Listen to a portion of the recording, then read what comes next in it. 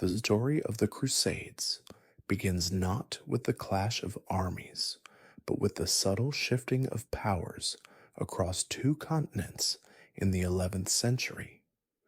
Close your eyes and imagine a medieval world where the borders between East and West were both physical and spiritual divides, soon to be crossed by thousands seeking glory, salvation, and adventure.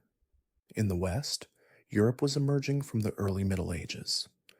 The old Carolingian Empire had fragmented, giving way to a patchwork of kingdoms, duchies, and counties. The feudal system had taken root, binding lords and vassals in complex webs of obligation and loyalty. Society was organized into three broad classes: those who fought, those who prayed, and those who worked the land. Knights trained from childhood in the arts of war, while monasteries preserved learning, and the church provided structure in an often chaotic world. This was the era of castle building, as local lords established stone fortifications to protect their territories. Atop hills and alongside rivers, these gray sentinels watched over the countryside, symbols of feudal power in an age when central authority was often weak. In the villages below, peasants tilled the fields, their lives revolving around the church bell and the changing seasons. Towns were beginning to grow, particularly in Italy and Flanders, where trade was reviving after centuries of decline. The climate was favorable during this period, with harvests generally good and populations slowly rising after the tumult of earlier centuries. Yet life remained precarious for most. Disease, local conflicts, and the hardships of medieval life kept lifespans short. For many, religion offered not just spiritual comfort, but explanation for a world full of suffering and mystery. Christianity permeated every aspect of medieval European life. The church calendar marked time with its feast days and fasts. Monasteries dotted the landscape as centers of prayer, learning, and agricultural innovation. Bishops wielded both spiritual and temporal power, while the Pope in Rome claimed authority over all Christians. Though the papal office had faced periods of corruption and political manipulation, by the late 11th century, a series of reform movements had revitalized the papacy, which was asserting greater independence from secular rulers. Among these reforming popes was Urban II, who would eventually call for the First Crusade. He sought to extend papal influence, heal the recent schism with the Eastern Orthodox Church, and provide an outlet for the endemic violence of feudal society. The concept of penitential warfare, fighting as a means of atonement for sins, was developing, transforming the warrior ethos of Europe into something that could be channeled for religious purposes. Across the Mediterranean, a very different civilization flourished. The Islamic world was in many ways more advanced than Europe at this time. Great cities like Baghdad, Cairo, and Cordoba were centers of learning and culture, where scholars preserved and expanded upon the knowledge of the ancient Greeks. Islamic mathematicians developed algebra, astronomers charted the heavens with unprecedented accuracy, and physicians wrote medical texts that would be studied for centuries. Yet the Islamic world, too, was fragmented politically. The Abbasid Caliphate, once ruling from Spain to Central Asia, had lost effective control over much of its territory. In its place, various sultanates and emirates had emerged, often competing with one another. This political division would later prove advantageous to the arriving Crusaders. A new power had also entered the Middle Eastern stage, the Seljuk Turks. Originally from Central Asia, These nomadic warriors had converted to Islam and began expanding their territory. In the year 1071, they defeated the Byzantine Empire at the Battle of Manzikert, a pivotal moment that opened Anatolia, modern Turkey, to Turkish settlement. Within a few decades, the Seljuks had established themselves in formerly Byzantine lands, pushing ever closer to Constantinople itself. Between these two worlds stood the Byzantine Empire, heir to the eastern half of the ancient Roman Empire. Though much reduced from its former glory, Byzantium remained a sophisticated civilization, with its capital at Constantinople, a city of unparalleled splendor. With its massive walls, grand churches, and bustling marketplaces, Constantinople was the largest Christian city in the world, a treasure house of art, relics, and scholarship. The Emperor Alexios I Komnenos ruled this realm, struggling to hold together an empire under threat from all sides. The Normans pressed from the west, while Pechenegs and other nomadic peoples raided from the north. But the greatest threat came from the east, where the Seljuk Turks had claimed much of Anatolia, the heartland of Byzantine power. Desperate for allies, Alexios would eventually turn to the west for military assistance, a fateful decision that would help trigger the Crusades. Jerusalem and the Holy Land held profound significance for all three Abrahamic faiths, Judaism, Christianity, and Islam. For Jews, it was the site of the ancient temple, destroyed in antiquity, but never forgotten. For Muslims, Jerusalem was the third holiest city after Mecca and Medina, the place from which the Prophet Muhammad was believed to have ascended to heaven. For Christians, the Holy Land was where Jesus had lived, preached, died, and been resurrected. Churches marked these sacred sites, and Christian pilgrims had been traveling to visit them for centuries. Under Islamic rule since the 7th century, Jerusalem and the surrounding regions had generally been accessible to Christian pilgrims. Muslim rulers typically allowed Christians and Jews to practice their religions, though with certain restrictions and special taxes. However, the Seljuk conquest of Jerusalem in the late 11th century disrupted traditional pilgrim routes and generated reports of harassment. These reports, often exaggerated as they traveled to Europe, helped create the impression that the Holy Land needed liberation. In the year 1095, Pope Urban II attended a church council in Clermont, France. There, on November 27th, he delivered a speech that would echo across centuries. Standing before a crowd of clergy and nobles, the Pope described the sufferings of Eastern Christians and the desecration of holy places. He called upon the warriors of Christendom to set aside their internal conflicts and turn their martial skills toward a sacred cause, the liberation of Jerusalem. According to chronicles written afterward, Urban's speech electrified his audience. He offered spiritual rewards to those who would take up the cross, remission of sins, and a place in heaven for those who died in the holy enterprise. God wills it, the crowd reportedly shouted in response. Within months, thousands would sew crosses onto their garments, symbolizing their commitment to the journey. Urban's call resonated for multiple reasons.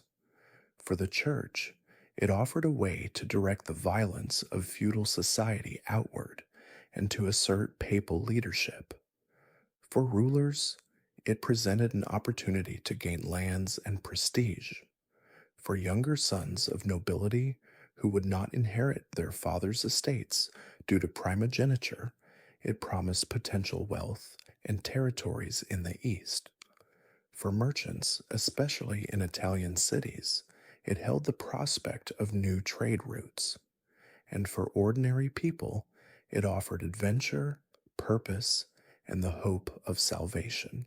The idea of holy war was not entirely new. For centuries, Christians had fought Muslims in Spain during the Reconquista.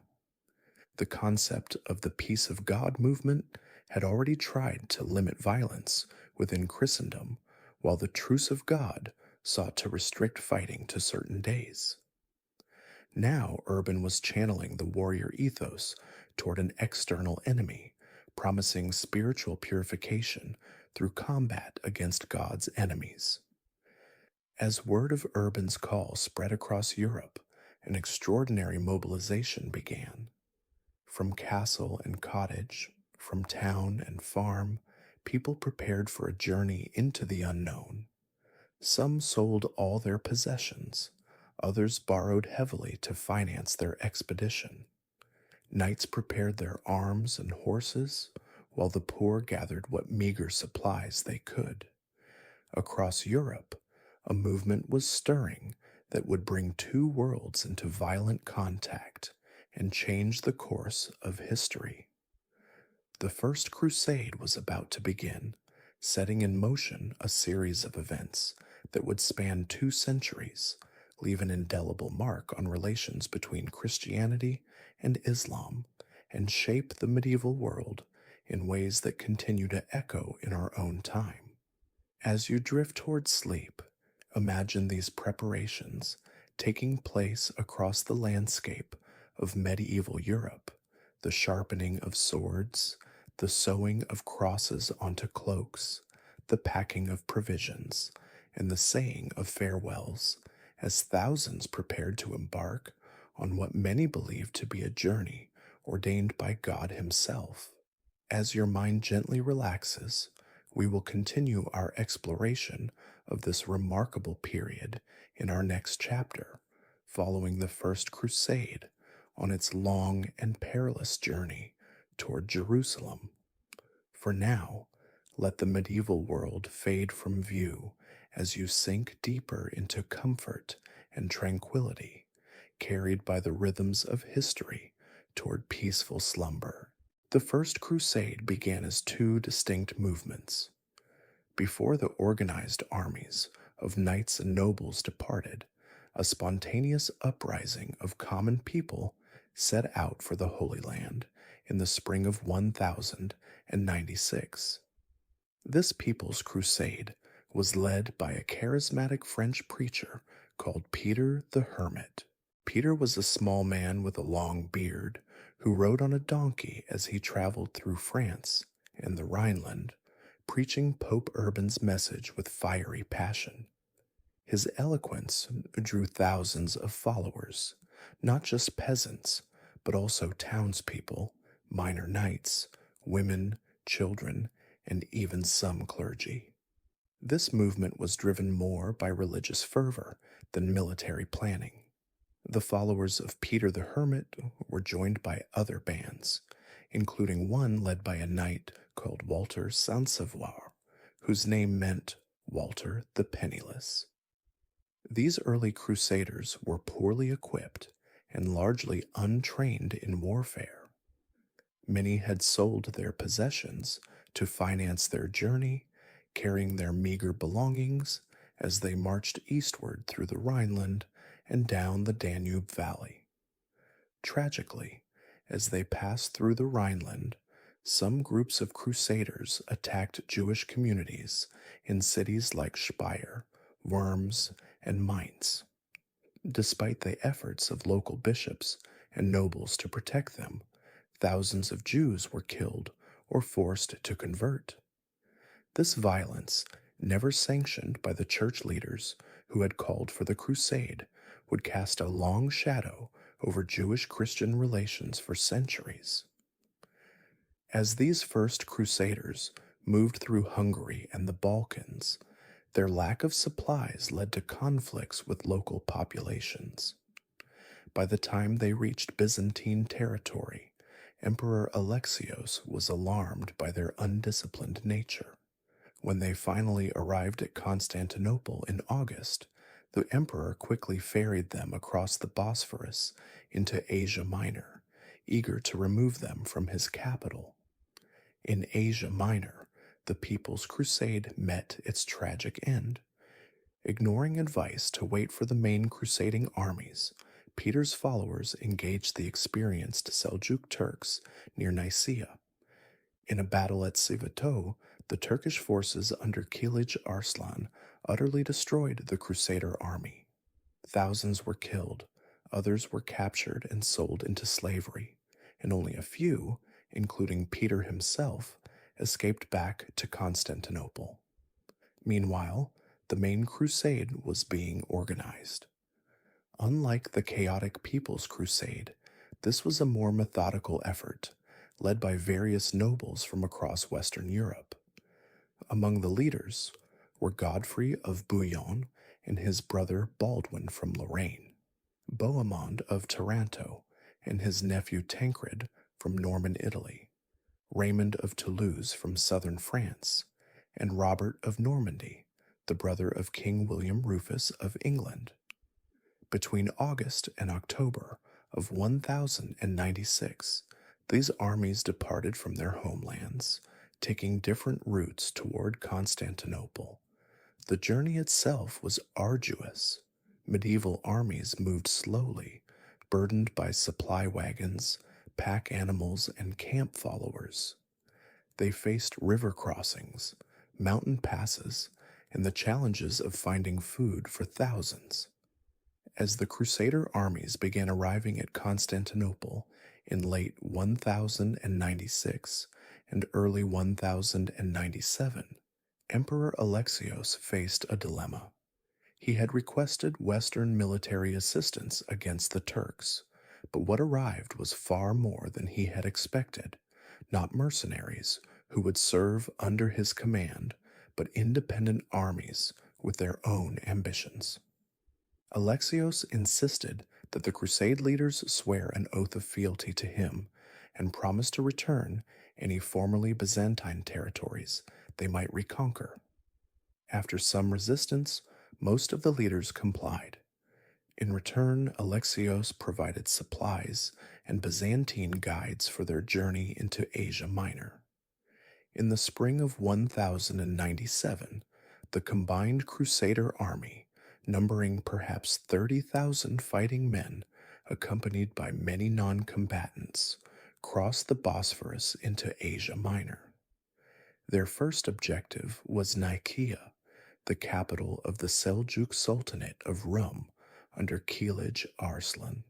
The siege of Nicaea demonstrated the complex relationship between the Crusaders and Byzantines.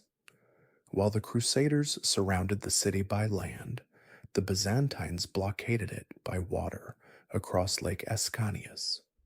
When the city was ready to surrender in June, the Byzantines negotiated secretly with the defenders, and Nicaea yielded to imperial representatives rather than to the Crusaders. This created resentment, though Alexios did provide compensation to the Crusade leaders. After Nicaea, the Crusader army marched into the interior of Asia Minor. On July 1st, 1097, near Dorylaeum, they were ambushed by Turkish forces under Kilij Arslan. The battle that followed was nearly a disaster for the Crusaders, but the timely arrival of Raymond of Toulouse's forces turned the tide. The Turks were defeated, and their camp was captured. The victory at Dorylaeum opened the way through Asia Minor, but the journey was still punishing. As the Crusaders moved through the Anatolian plateau in the heat of summer, they suffered from thirst, hunger, and exhaustion. Many horses died, forcing knights to proceed on foot. Yet they pressed on, their commitment to their vow sustaining them through hardship. In September, the army began to fragment. Baldwin of Boulogne broke away from the main force and headed east toward the Euphrates. There, Through a combination of military action and political maneuvering, he would eventually establish himself as the ruler of Edessa, creating the first of the Crusader States.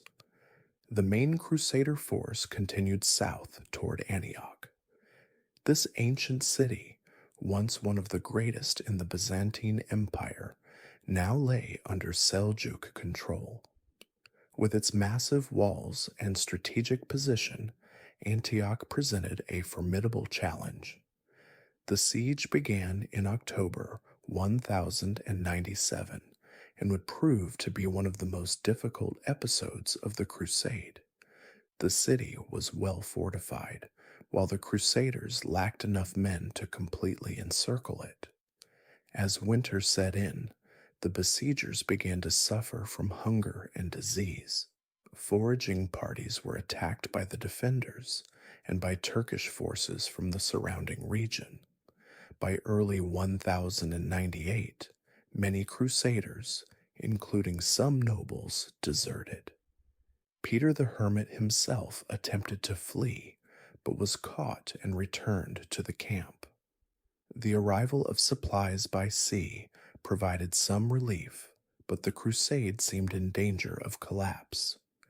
The situation changed when Bohemond of Taranto established contact with an Armenian guard commander in Antioch named Firuz, who agreed to betray the city.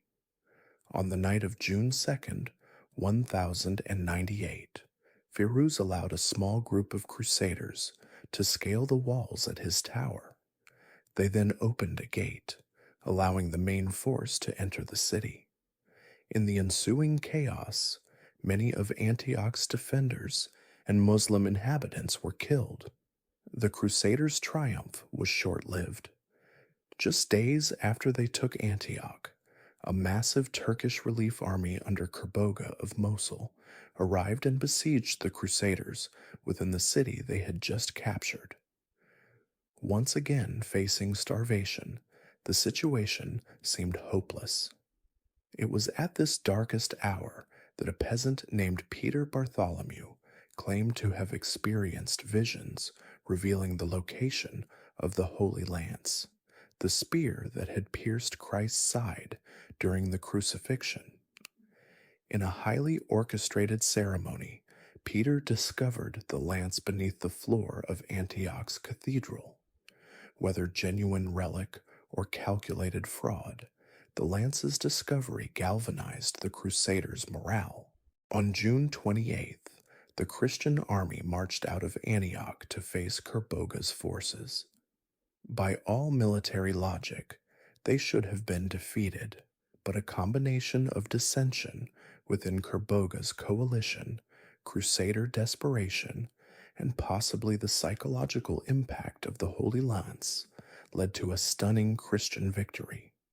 Kerboga's army was scattered, and the Crusaders gained not only their survival, but also valuable supplies. After the Battle of Antioch, the crusade paused for several months. Disputes broke out among the leaders, particularly between Bohemond, who claimed Antioch for himself, and Raymond of Toulouse, who insisted it should be returned to the Byzantines. Disease continued to thin the ranks of the army, and the intense summer heat made campaigning difficult. It was not until January 1099 that the march toward Jerusalem resumed, now with a much reduced force. Raymond of Toulouse led the vanguard, while Godfrey of Bouillon and Robert of Normandy followed. Bohemond remained in Antioch, establishing his principality. Moving down the Levantine coast, the Crusaders captured Marat al-Numan in December 1098, where desperate hunger reportedly led to isolated incidents of cannibalism. They continued southward, sometimes fighting, sometimes negotiating with local rulers, gathering supplies, and preparing for their final objective.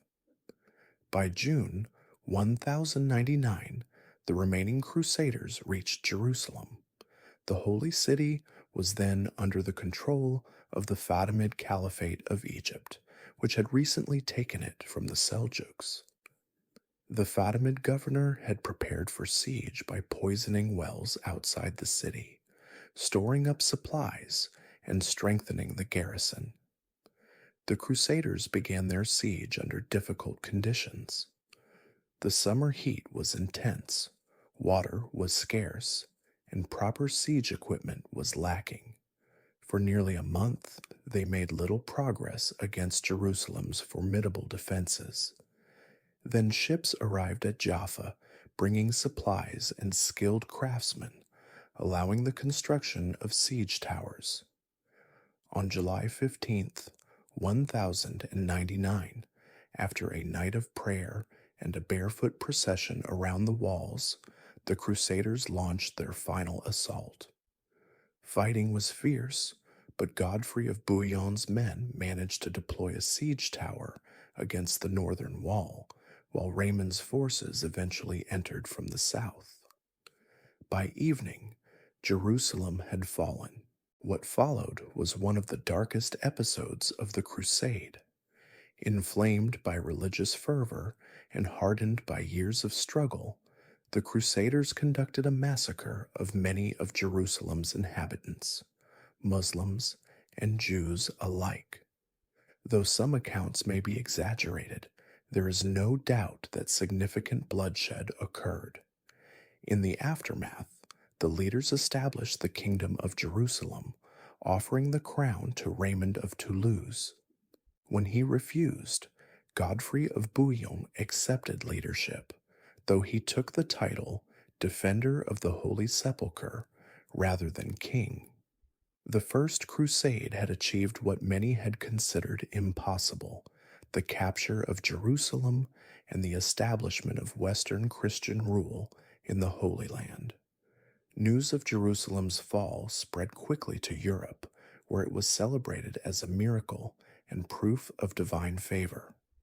Many of the surviving Crusaders, having fulfilled their vows, returned home as heroes, bringing relics, Eastern goods, and extraordinary stories. Others remained to defend and govern the newly conquered territories, beginning the complex history of the Crusader States that would last for nearly 2 centuries.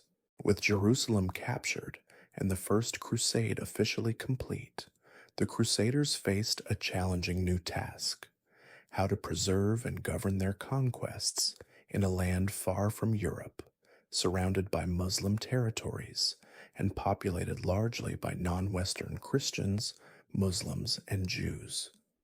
The result was the establishment of 4 primary Crusader states, political entities that would last in various forms for nearly 2 centuries. The first of these states to be established was the county of Edessa, created even before the capture of Jerusalem. Baldwin of Boulogne, who had separated from the main Crusader army, had been invited to Edessa by its Armenian Christian ruler, Thoros. Initially accepted as an adopted son and heir, Baldwin soon outmaneuvered Thoros and took control of the city in March 1098. Edessa was the most remote of the Crusader states, located east of the Euphrates River in what is now southeastern Turkey. Its position made it a buffer against Muslim powers from the east, but also left it vulnerable and isolated. The second state to form was the Principality of Antioch, claimed by Bohemond of Taranto after the city's capture in June 1098. Despite having sworn to return conquered Byzantine territories to Emperor Alexios, Bohemond established himself as Prince of Antioch, beginning a dynasty that would rule for generations. The principality controlled much of northern Syria and parts of southern Turkey, benefiting from Antioch's position as a major trading center and its access to the Mediterranean. The county of Tripoli, the third state, had a more complex genesis. Raymond of Toulouse, who had refused the crown of Jerusalem, began the conquest of the Tripoli region but died in 1105 before completing it. His cousin, William Jordan, continued the campaign, and Raymond's son, Bertrand, finally captured the city of Tripoli in 1109, establishing the county that would be ruled by their descendants. The fourth and most important state was the Kingdom of Jerusalem itself. After Godfrey of Bouillon's death in July 1100, his brother Baldwin of Edessa abandoned his county to the east and arrived in Jerusalem, where he was crowned as King Baldwin I. Unlike Godfrey, who had refused the royal title out of humility, Baldwin embraced full kingship, establishing a court with all the trappings of European monarchy. The kingdom initially controlled Jerusalem, Jaffa, and a narrow corridor between them, but gradually expanded to include most of modern Israel, Palestine, and parts of Jordan. These four states were not unified under a single ruler. They maintained separate governments, armies, and foreign policies, though they did cooperate in times of crisis. Together, they are often referred to as outre-mer, French for overseas, reflecting their status as European outposts in the East. The political structure of these states followed Western European feudal models, with important modifications to address local realities. At the apex of the social pyramid stood the king or prince, who granted fiefs to nobles in exchange for military service. Those nobles, in turn, had vassals of their own, creating a complex network of obligations and loyalties. The Crusader States faced a significant demographic challenge from the beginning. Western settlers, knights, merchants, clergy, and others were always a minority among the local population, which included Eastern Christians, Greek Orthodox, Syrian Orthodox, Armenian, Maronite, and others, Muslims, and Jews. In the Kingdom of Jerusalem, the Western population probably never exceeded 20% of the total and was concentrated mainly in cities. This reality shaped the governance, military organization, and daily life of the Crusader states. To maintain control with limited manpower, the Crusaders constructed an impressive network of castles. These fortifications, many of which still stand today, range from small watchtowers to massive complexes like Crac des Chevaliers. Built according to the latest military engineering principles, these castles allowed small garrisons to control large territories, protect key routes, and provide refuge in times of invasion. The military orders became another crucial element in the defense of the Crusader states. These organizations evolved from humble beginnings into powerful institutions combining religious devotion with military prowess. The Knights Hospitaller began as a group caring for sick pilgrims, but evolved into a fighting force. The Knights Templar were founded to protect travelers on the roads to Jerusalem. Later, the Teutonic Knights would join them as the third major order. These organizations built and garrisoned castles, fielded armies, and eventually acquired vast properties both in Outremer and in Europe. The governance of the Crusader states reflected both Western traditions and Eastern realities. The Kingdom of Jerusalem developed a unique legal code known as the Assises de Jerusalem, which combined European feudal law with provisions addressing the multi-religious, multi-ethnic nature of the realm. Local communities often retained their own laws for internal matters, with royal courts handling cases between members of different communities. The economy of the Crusader states relied heavily on trade. Cities like Acre, Tyre, and Antioch became important commercial hubs where European merchants, particularly from the Italian maritime republics of Venice, Genoa, and Pisa, established trading quarters. These merchants connected the Middle East with European markets, trading in spices, silk, sugar, glass, and other valuable commodities. In return, they transported Crusader armies, supplied the states with European goods, and provided naval support. Agriculture formed the backbone of the rural economy. The Crusaders introduced European farming techniques and crops, but also adopted local agricultural methods and products. Sugar became an important export crop, with plantations established along the coast. Olive oil, wine, and cotton were also significant products. Much of the agricultural labor was performed by the native population, who typically remained on their lands under new lords. Religious life in the Crusader States was complex. The Western settlers established Latin, Roman Catholic, church hierarchies, building or converting churches and monasteries. The Church of the Holy Sepulchre in Jerusalem, believed to be built over Christ's tomb, became the spiritual center of the kingdom. However, Eastern Christian communities maintained their own clergy, liturgies, and sacred spaces. Muslims and Jews were generally allowed to practice their religions, though with certain restrictions, particularly in Jerusalem. This relative tolerance, while limited by modern standards, was a practical necessity given the demographic realities. Daily life in the Crusader states saw a fascinating cultural blend. Western settlers gradually adapted to local conditions, adopting Eastern foods, clothing styles, and architectural elements better suited to the climate.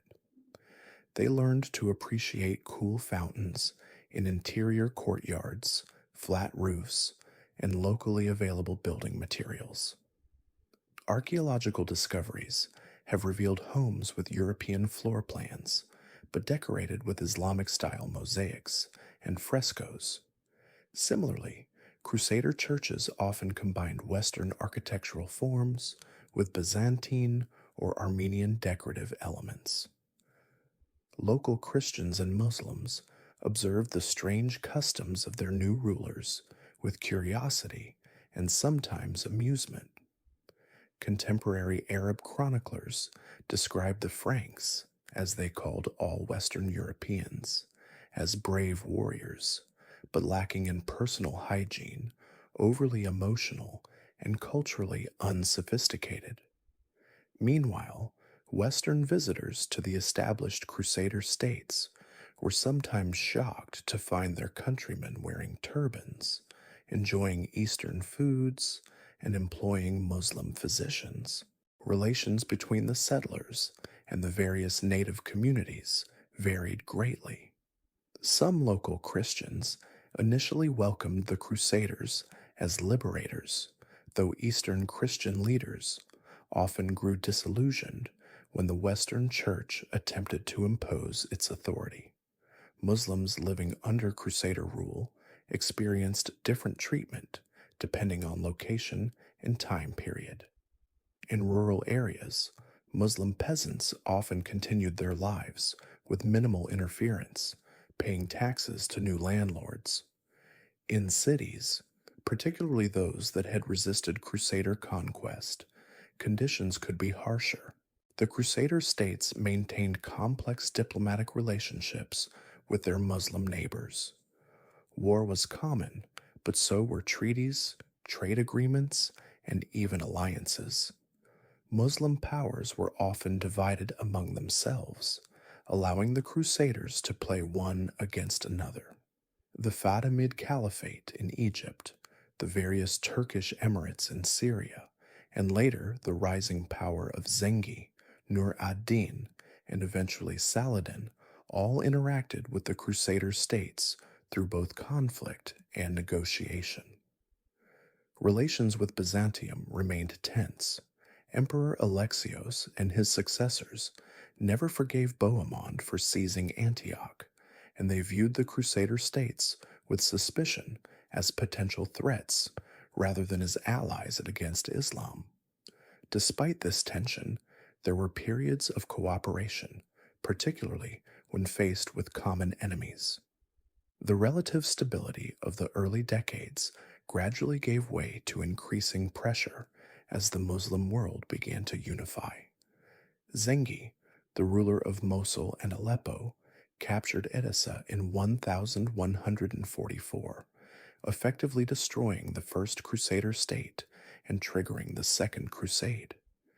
His son, Nur ad-Din, continued to press the Christian territories, eventually gaining control of Damascus and encircling the remaining Crusader states. The greatest threat emerged when Saladin, a Kurdish general who had become vizier of Egypt, united Egypt and Syria under his rule after Nur ad-Din's death. This unification removed the Crusaders' ability to balance competing Muslim powers against each other. In 1187, Saladin decisively defeated the combined armies of the Kingdom of Jerusalem and its allies at the Horns of Hattin, leading to the fall of Jerusalem and most of the kingdom's territory. Only a few coastal cities, notably Tyre, remained in Christian hands. Despite these disasters, the Crusader states would continue in reduced form for another century. The fall of Jerusalem prompted the Third Crusade, which failed to retake the Holy City, but did recover much of the Palestinian coast. Centered now on Acre rather than Jerusalem, the kingdom survived through a combination of military skill, fortification, diplomatic maneuvering, and support from Europe. The Crusader states represent one of history's most remarkable cultural frontiers, places where East and West, Christianity and Islam, European and Middle Eastern traditions met, clashed, and sometimes blended. They left lasting marks on architecture, art, cuisine, language, and literature on both sides of the cultural divide. The experiences of those who lived in these states, whether as Western settlers or indigenous inhabitants, remind us of humanity's capacity for both conflict and coexistence in the face of profound difference. The fall of Edessa in 1144 sent shockwaves through Western Christendom. For the first time since the First Crusade, a major Christian city had been lost to Muslim forces.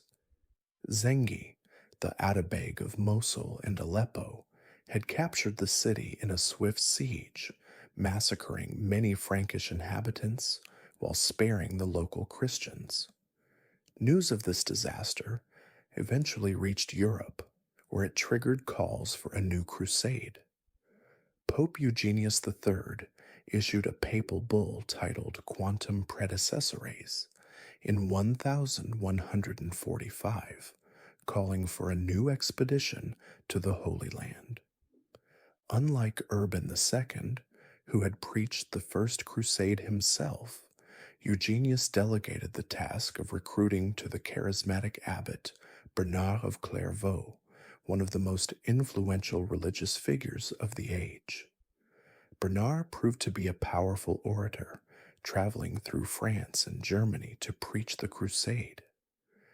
In a famous scene at Vézelay in March 1146, Bernard addressed a huge crowd, with King Louis VII of France present.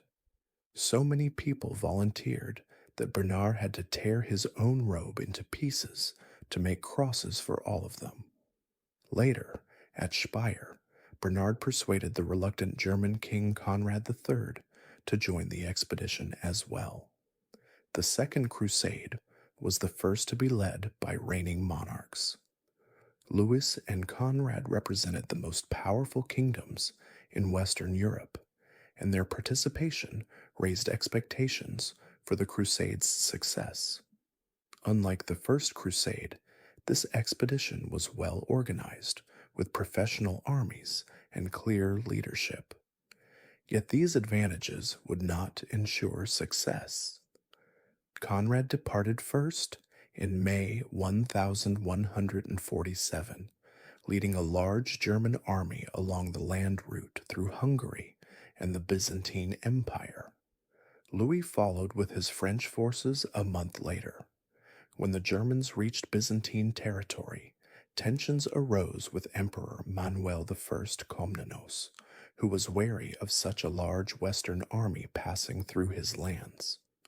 Manuel, a grandson of Alexios who had dealt with the First Crusade, had also recently signed a truce with the Seljuk Turks and was concerned that the crusade might disrupt his diplomatic arrangements. Conrad, impatient with Byzantine delays, pushed ahead into Asia Minor without adequate guides or supplies. Near Dorylaeum, where the First Crusade had won a great victory, the German army was ambushed by Seljuk forces.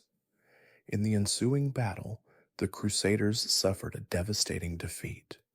Conrad himself was wounded, and only a fraction of his army survived to limp back to Constantinople. The French, learning of the German disaster, decided to take the coastal route through Asia Minor. Though they avoided the catastrophic defeat suffered by Conrad, they still faced harassment from Turkish forces, difficult terrain, and supply problems. By the time they reached Antioch, the French army was significantly reduced. At Antioch, Louis faced a strategic dilemma. Prince Raymond of Antioch, a relative of Louis's wife, Eleanor of Aquitaine, urged the king to help him attack Aleppo, arguing this would best serve the crusading cause by striking at Muslim power in northern Syria. Louis, however, was determined to fulfill his pilgrimage vow by reaching Jerusalem. This disagreement led to a serious rift, complicated by rumors of an inappropriate relationship between Raymond and Eleanor. Louis departed abruptly for Jerusalem, taking his wife with him. Meanwhile, Conrad had recovered from his wounds and traveled to the Holy Land by sea with his remaining forces. In Jerusalem, the two monarchs met with the young King Baldwin III and held a council at Acre in June 1148 to decide their strategy. After much debate, they chose to attack Damascus, a city that had traditionally been on relatively peaceful terms with the Crusader States but had recently aligned with Zengi's son, Nur ad-Din. The Crusader army, combining forces from Germany, France, and Jerusalem, marched on Damascus in July. Initially, they made good progress, capturing the orchards outside the city and reaching the walls. But then disaster struck. For reasons still debated by historians, possibly betrayal by some local barons, or strategic errors, or reinforcements arriving for Damascus, the Crusaders abruptly withdrew after just 4 days. This retreat quickly turned into a general collapse of the expedition. Disillusioned and bitter, Conrad and Louis returned to Europe, their grand crusade having accomplished nothing. In fact, the situation in the Holy Land was worse than before, as Damascus, previously independent, now turned to Nur ad-Din for protection, strengthening the Muslim position. The Second Crusade not only failed to recover Edessa, but also damaged Western prestige and squandered enormous resources. Bernard of Clairvaux, who had so enthusiastically preached the crusade, was deeply troubled by its failure and wrote his treatise, De Consideration, partly to explain this apparent contradiction of divine will. The disaster prompted soul-searching throughout Western Christendom about the meaning of crusading and God's intentions for the Holy Land. Despite the Second Crusade's failure, the Crusader States managed to survive and even periodically expand over the next few decades. Under kings like Baldwin III and Amalric, the Kingdom of Jerusalem attempted to extend its influence into Egypt, seeing the Fatimid Caliphate's weakness as an opportunity. However, these Egyptian campaigns ultimately benefited Nur ad-Din, who sent his general Shirkuh and Shirkuh's nephew Saladin to counter the Frankish threat. When the Fatimid regime collapsed in 1171, Saladin took control of Egypt, ostensibly as Nur ad-Din's subordinate, but with growing independence. After Nur ad-Din's death in 1174, Saladin gradually expanded his authority into Syria, despite resistance from Nur ad-Din's heirs and other Muslim rulers. By 1186, he had united Egypt and much of Syria under his rule, encircling the Crusader States. Within the Kingdom of Jerusalem, a succession crisis had weakened royal authority. King Baldwin IV, though a capable ruler, suffered from leprosy, which progressively debilitated him. When he died in 1185, the crown passed briefly to his young nephew Baldwin V, who died the following year. The throne then went to Baldwin IV's sister Sibylla and her husband Guy of Lusignan, a divisive figure whom many nobles distrusted. These internal divisions proved disastrous when confronted with Saladin's growing power. In 1187, after a series of provocations by the reckless Frankish nobleman Reynald of Chatillon, Saladin invaded the kingdom with a massive army. King Guy gathered all available forces to meet this threat, unwisely marching his army away from water sources in the summer heat. At the Horns of Hattin on July 4th, 1187, Saladin's forces surrounded the Crusader army. Exhausted by heat and thirst, the Frankish forces were decisively defeated. King Guy was captured along with many nobles, and the True Cross, the kingdom's most sacred relic, believed to be a piece of the actual cross on which Jesus was crucified, was taken by Saladin's men. Almost the entire military strength of the kingdom was destroyed in this single battle. The consequences were swift and devastating. Without defenders, most cities and castles of the kingdom quickly surrendered to Saladin, who generally offered generous terms. Jerusalem itself fell in October after a brief siege. Unlike the Crusaders in 1099, Saladin prohibited massacre and allowed most Christians to ransom themselves and depart with their movable possessions. Those who could not afford the ransom were sold into slavery, though Saladin personally ransomed many of the poorest citizens. By the end of 1187, only a few coastal cities like Tyre, defended by the recent arrival Conrad of Montferrat, remained in Christian hands. The Kingdom of Jerusalem had effectively ceased to exist, though its title and institutions continued in exile. This catastrophe prompted calls for a new crusade throughout Europe.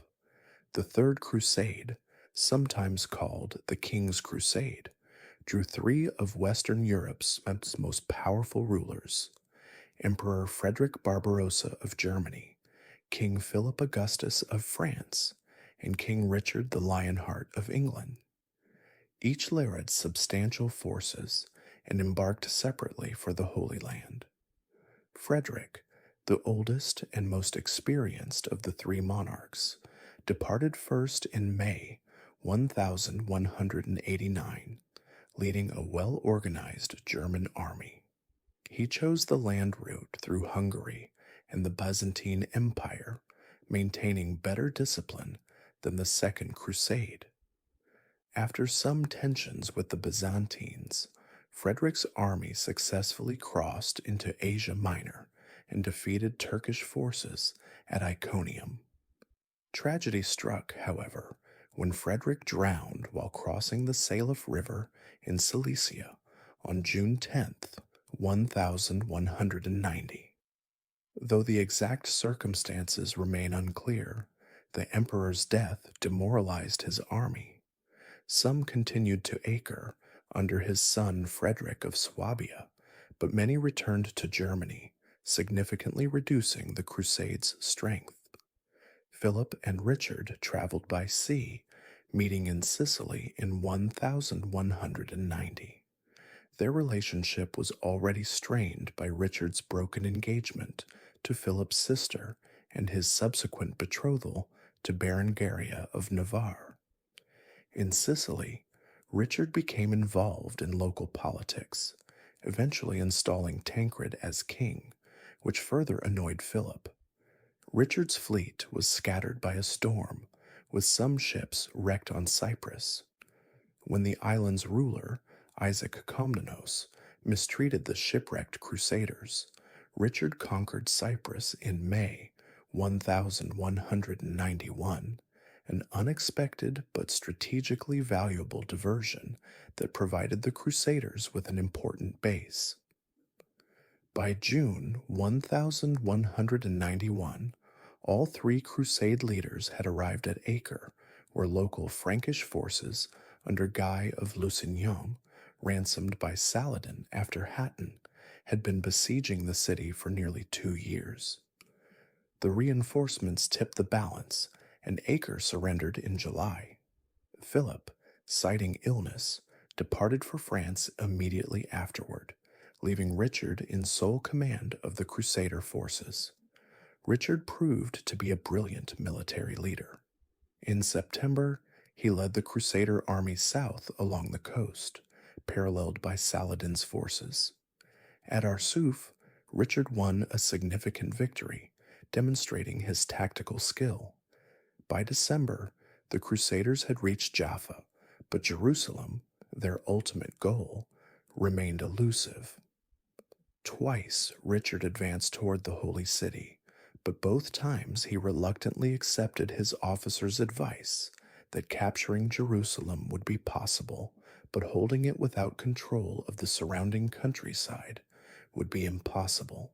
Instead, Richard engaged in negotiations with Saladin, conducted with mutual respect between the two warriors. The resulting Treaty of Jaffa in September 1192 gave the Crusaders control of the coastline from Tyre to Jaffa and allowed Christian pilgrims free access to Jerusalem, though the city itself remained under Muslim control. With this compromise settlement, Richard departed for Europe, only to be captured and imprisoned by Duke Leopold of Austria, whom he had offended during the siege of Acre. The Third Crusade, while failing to recover Jerusalem, did secure the survival of the Crusader States in reduced form along the coast. The Kingdom of Jerusalem, now centered on Acre rather than Jerusalem, would continue for another century. Richard's military achievements were impressive given the circumstances, and his treaty with Saladin pragmatically acknowledged the new balance of power in the region. These two crusades reveal a dramatic shift in the crusading movement's fortunes. From the heady optimism and miraculous successes of the First Crusade, the movement now faced the realities of a strengthened Muslim opposition and the inherent difficulties of maintaining Western European outposts in the Middle East. The era of easy victories was over, and future crusades would need to adjust their expectations to the new realities of a changing medieval world. At the end of the 12th century, Pope Innocent III one of the most powerful and ambitious popes of the medieval period, ascended to the papal throne. Determined to reassert papal leadership of the crusading movement, he issued a call for a new expedition to recapture Jerusalem in August 1198. Unlike previous crusades, this one was intended to strike at Egypt, now recognized as the center of Muslim power under Saladin's successors, the Ayyubid dynasty. The response to Innocent's call was initially modest. No reigning monarchs joined, in contrast to the Second and Third Crusades. Instead, leadership fell to a group of French and Italian nobles, most prominently Boniface of Montferrat, a well-connected nobleman whose brother Conrad had been a hero of the Third Crusade. Other key figures included Baldwin of Flanders, Louis of Blois, and Geoffrey of Villehardouin, who would later write a valuable chronicle of the expedition. Funding and transportation presented major challenges. The Crusaders negotiated with the Republic of Venice, then one of the world's greatest maritime powers, for a fleet to carry their army to Egypt. The elderly but shrewd Doge Enrico Dandolo negotiated a contract. For 85,000 silver marks, the Venetians would transport 4,500 knights, 9,000 squires, and 20,000 foot soldiers, plus horses and supplies. They would also contribute 50 armed galleys to the expedition. This contract created problems from the beginning. When the Crusaders assembled in Venice in the summer of 1202, their numbers were far smaller than anticipated. Only about 12,000 arrived, perhaps one-third of the expected force.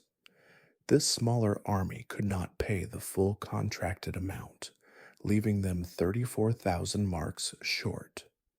The Venetians, who had invested heavily in building ships and stockpiling supplies, refused to transport the army until payment was complete.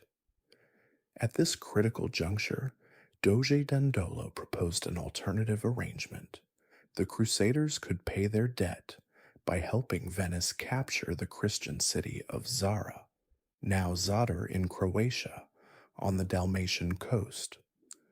Zara had once been under Venetian control, but had rebelled and placed itself under the protection of the King of Hungary, himself a crusader.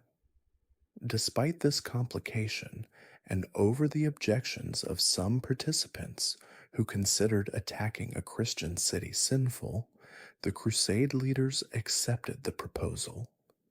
The combined forces captured Zara in November, plundering the city despite its Christian population. When Pope Innocent learned of this attack, he was outraged and excommunicated the entire expedition. Though he later forgave the Crusaders, believing they had been coerced, the Venetians remained under excommunication, creating an awkward situation for an expedition ostensibly dedicated to a holy cause. While wintering at Zara, the crusade received another fateful visitor, Alexios Angelos, son of the deposed Byzantine emperor Isaac II. Isaac had been overthrown and blinded by his brother, also named Alexios, who now ruled as Alexios III. Young Alexios proposed another diversion. If the Crusaders helped him overthrow his uncle and restore his father to the throne, he would provide extraordinary rewards. The promised rewards were tempting: 200,000 silver marks, provisions for the entire army, a Byzantine contingent of 10,000 troops to join the crusade to Egypt, and the maintenance of 500 knights in the Holy Land at Byzantine expense. Most significantly, Alexios promised to end the schism between the Orthodox and Catholic churches by placing the Byzantine Church under papal authority. This new diversion sparked intense debate among the Crusaders. Some, like Simon de Montfort, refused to participate in an attack on Constantinople, another Christian city, and departed. Others viewed the proposal as a reasonable detour that would ultimately strengthen the crusade against Egypt.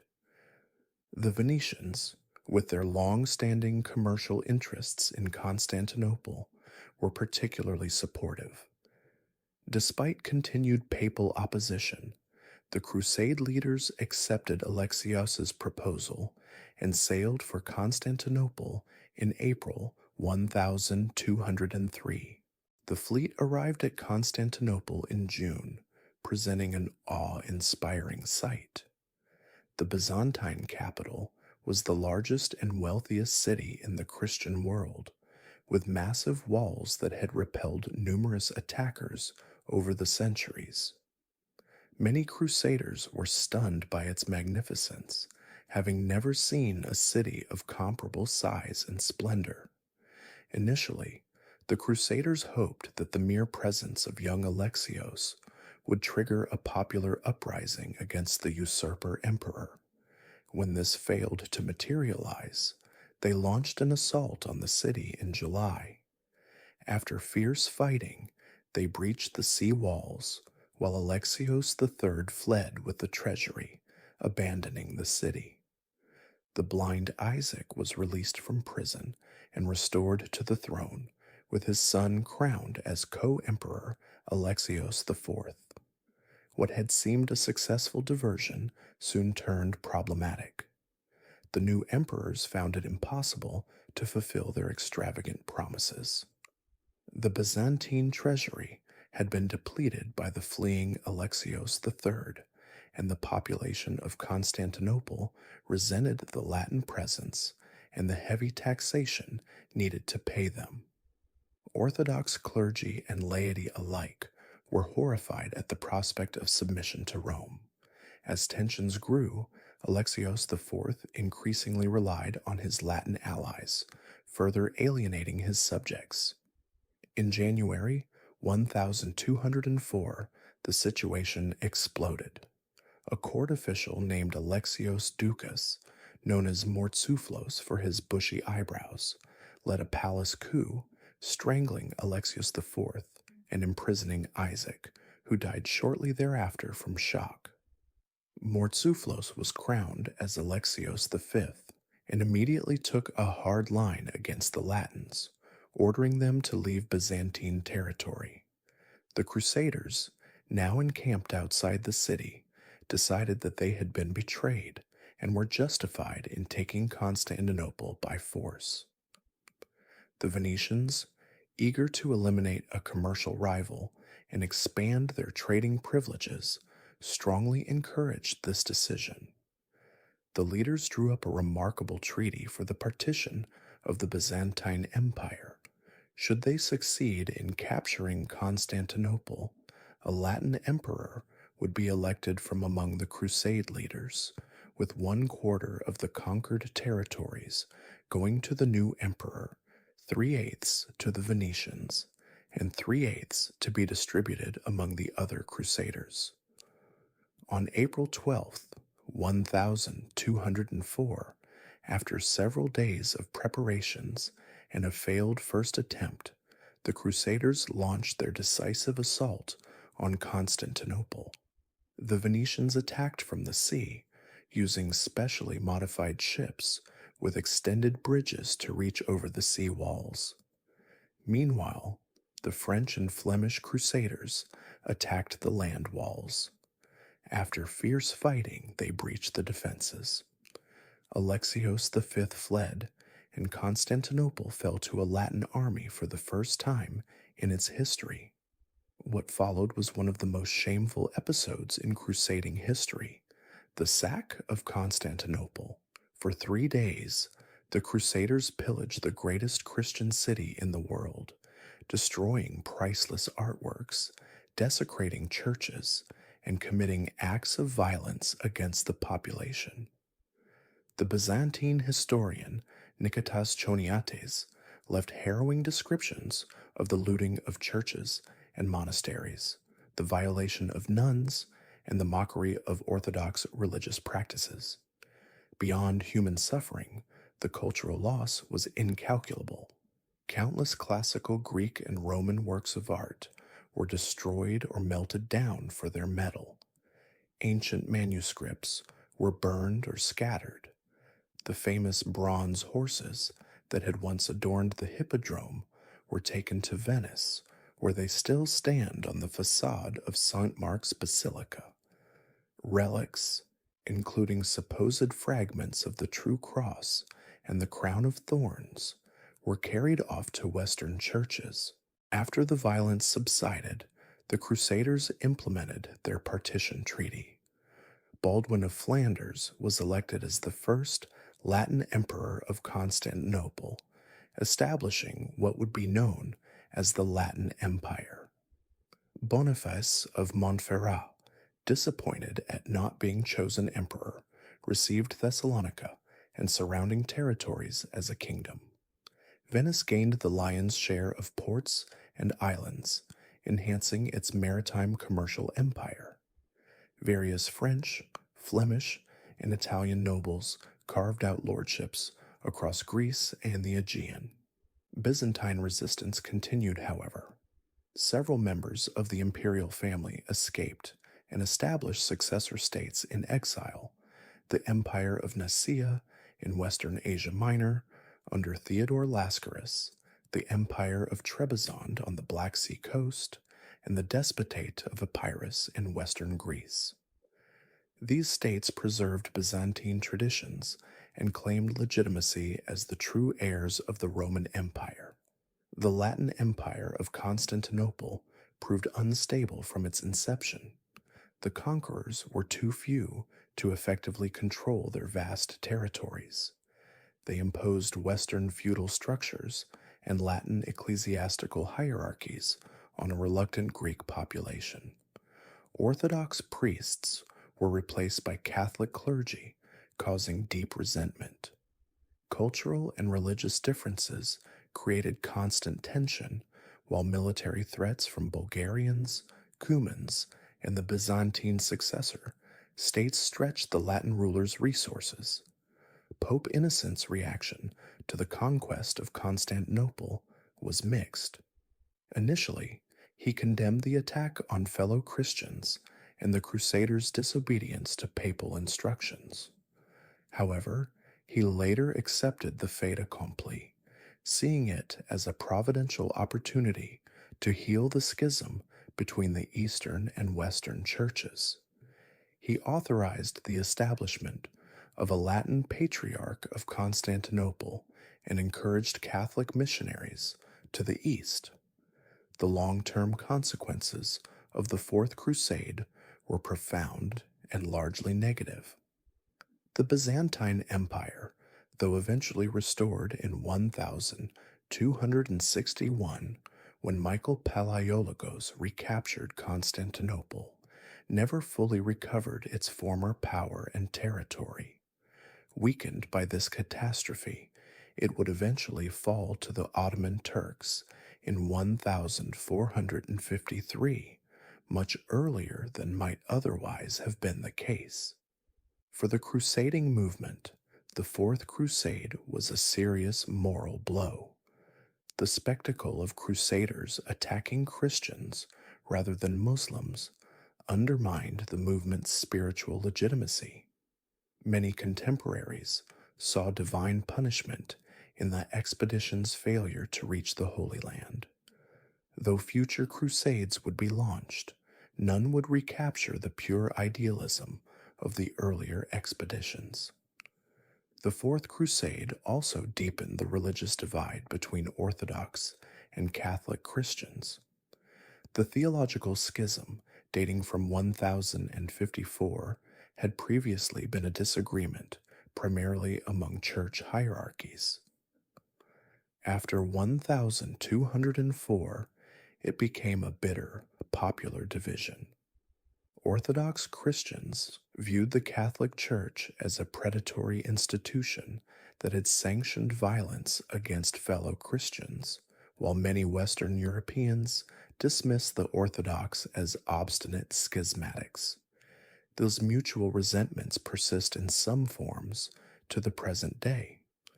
The great irony of the Fourth Crusade is that an expedition intended to strengthen Christian position in the Holy Land by striking at Muslim power in Egypt instead weakened it by undermining Byzantium, the Christian world's eastern bulwark.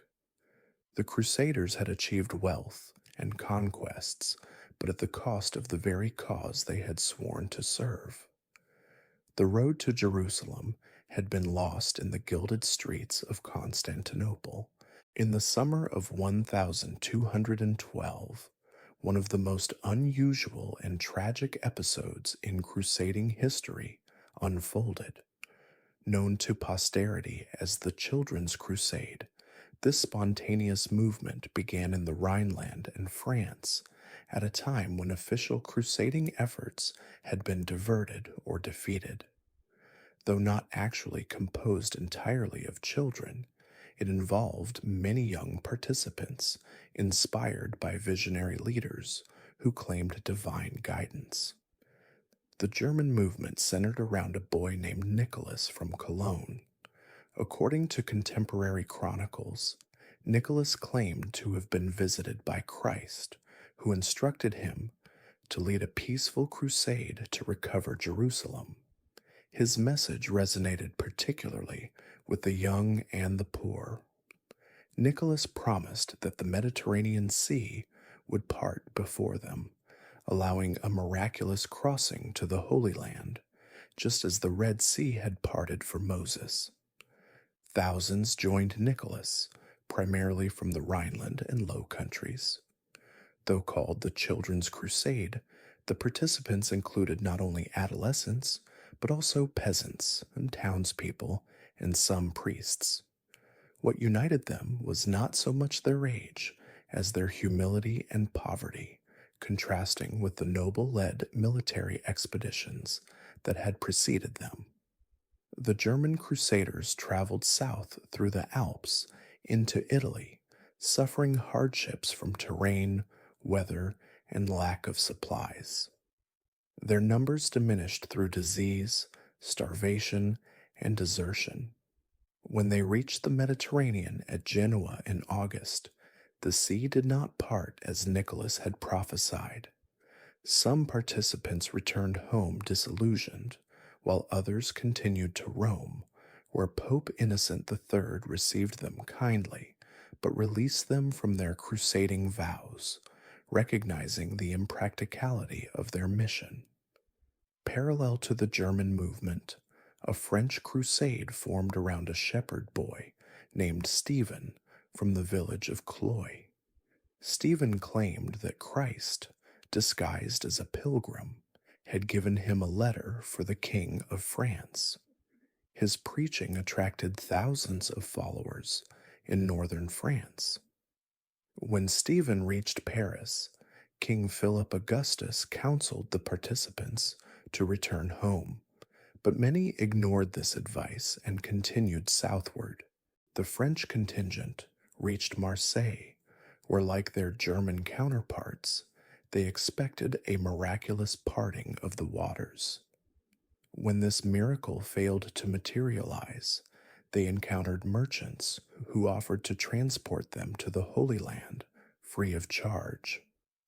Several ships were loaded with crusaders and departed from the port. The precise fate of these ships remains one of the most contested aspects of the Children's Crusade. According to later accounts, some vessels sank in a storm near the island of San Pietro, drowning many passengers. The remaining ships allegedly continued to North Africa, where the Crusaders were betrayed by the merchants and sold into slavery in the markets of Alexandria and other Muslim cities. While these details may have been embellished by later chroniclers, there is little doubt that most of the young Crusaders never returned home. The Children's Crusade, while not officially sanctioned by the Church, reflected both the continued popular enthusiasm for the crusading ideal and growing disillusionment with the failures of traditional military expeditions. Its tragic outcome did not deter further crusading efforts, however, as Pope Innocent III continued to organize a new official crusade. The Fifth Crusade began in earnest in 1217, following extensive preparations by Innocent, who died before it departed. His successor, Honorius III, maintained papal support for the expedition. The Crusades' strategy focused on Egypt, now recognized as the key to recovering Jerusalem.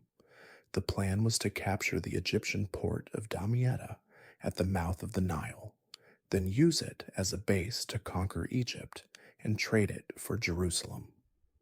Without significant royal participation, leadership of the Fifth Crusade fell to Papal Legate Pelagius, John of Brienne, titular King of Jerusalem, Duke Leopold of Austria, and various Italian, German, French, and English nobles.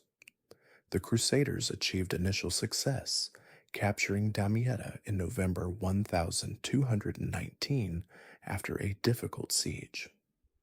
The Sultan of Egypt, Al-Kamil, alarmed by this Christian foothold in his territory, offered remarkable peace terms: Jerusalem, most of Palestine, and the True Cross in exchange for Damietta.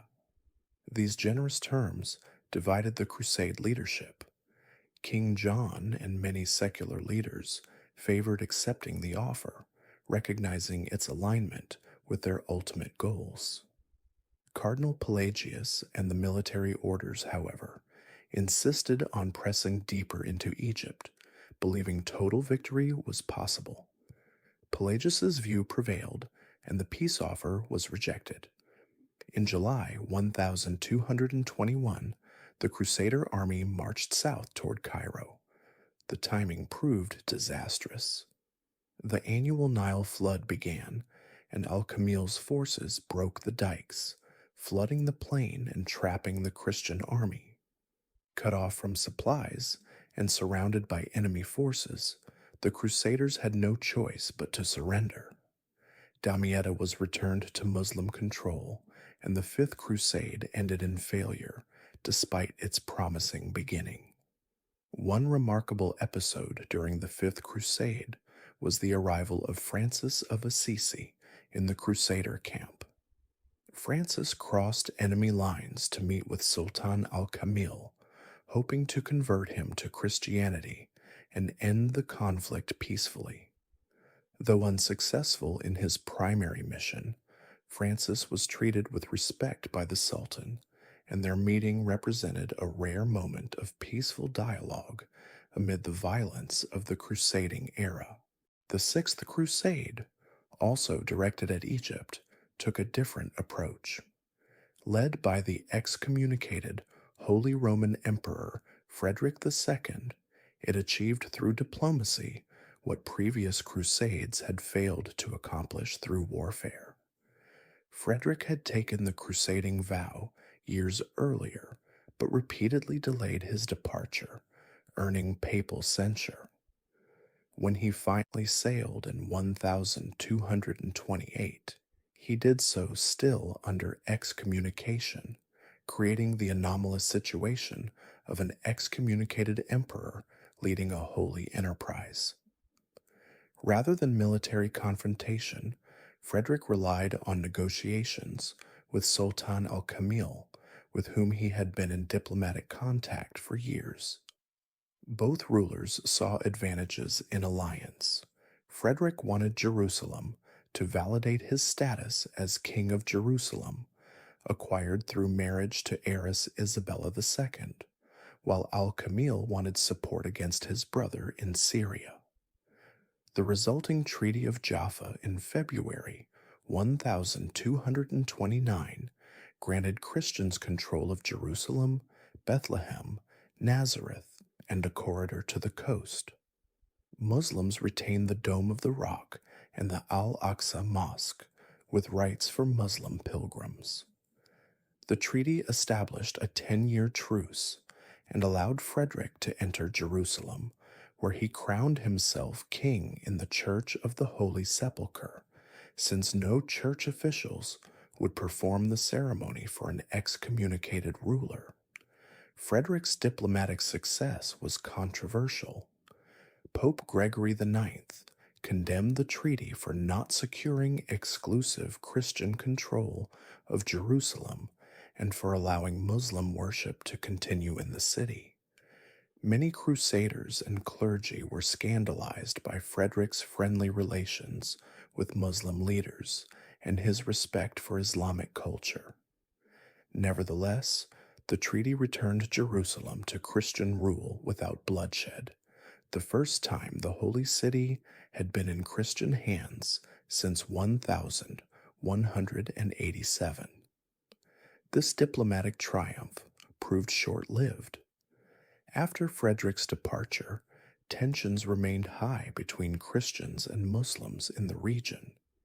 In 1244, Jerusalem was recaptured by Khwarezmian mercenaries serving the Egyptian Sultan, and the city would never again be under Christian control during the crusading era.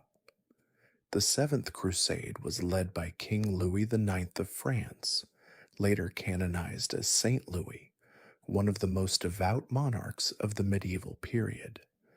After a serious illness, Louis took the cross and meticulously prepared his expedition, departing from France in August 1248.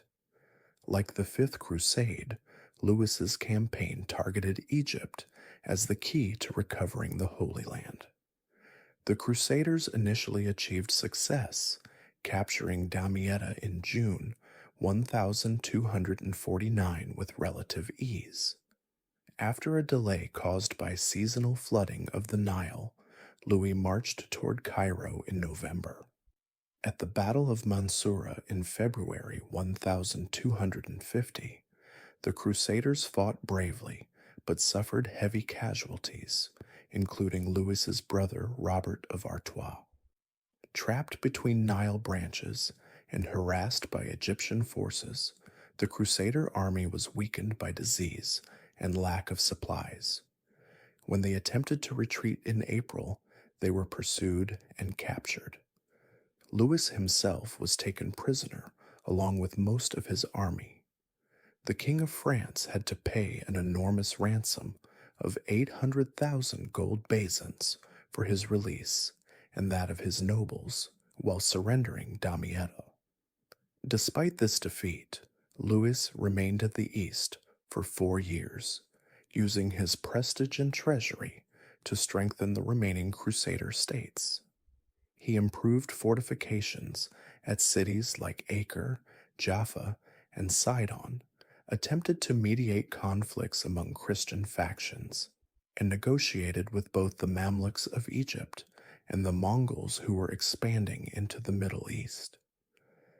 His piety and fairness earned him respect from Muslims and Christians alike. The Eighth Crusade, also led by Louis IX, began in 1270. Rather than targeting Egypt, this expedition was initially directed against Tunis in North Africa. The exact reasons for this target remain debated. Possibly Louis hoped to convert the emir of Tunis, who had shown some interest in Christianity, or perhaps he viewed Tunis as a necessary stepping stone toward Egypt, or was influenced by his brother Charles of Anjou, who had commercial interests in the region. The Crusaders landed near Carthage in July, but disaster soon struck. Disease, likely typhus or dysentery, spread through the army in the summer heat. Louis himself fell ill and died on August 25th, murmuring "Jerusalem, Jerusalem" on his deathbed. His brother Charles arrived shortly after and negotiated a treaty with the emir of Tunis, extracting tribute before the crusade withdrew. Louis's son Philip III returned to France with his father's remains, effectively ending the expedition before it reached the Holy Land. Prince Edward of England, Later King Edward I, who had joined Louis's crusade, continued to acre with a small force. Though he led minor raids and attempted to coordinate with Mongol forces against the Mamluks, his brief campaign achieved little strategic impact. After surviving an assassination attempt, Edward negotiated a 10-year truce with the Mamluk Sultan Baybars and departed in September 1272. His expedition is sometimes called the Ninth Crusade and marked the last major royal-led crusading effort to the Holy Land. These crusades, from the Children's Crusade to Edward's expedition, demonstrate both the enduring appeal of the crusading ideal and its increasing practical difficulties. Though Jerusalem had been briefly recovered through Frederick's diplomacy, the military expeditions had failed to secure lasting gains. The once mighty kingdom of Jerusalem had been reduced to a narrow coastal strip centered on Acre. Within 2 decades after Edward's departure, even these last Christian footholds in the Holy Land would be lost. Among the most enduring institutions to emerge from the Crusades were the military religious orders. These unique organizations combined the spiritual discipline of monastic life with the martial skills of knighthood, creating a new ideal, the warrior monk. 3 major orders, the Knights Hospitaller, the Knights Templar, and the Teutonic Knights, played crucial roles in defending the Crusader States and later shaped European history in unexpected ways. The oldest of these orders, the Knights of the Hospital of St. John of Jerusalem, or Hospitallers, began as a charitable organization. Before the First Crusade, around 1070, merchants from Amalfi had established a hospital in Jerusalem to care for Catholic pilgrims visiting the holy sites. After the Crusader conquest of Jerusalem, this establishment expanded under its director, a monk named Gerard. In 1113, Pope Paschal II officially recognized the hospital as a religious order.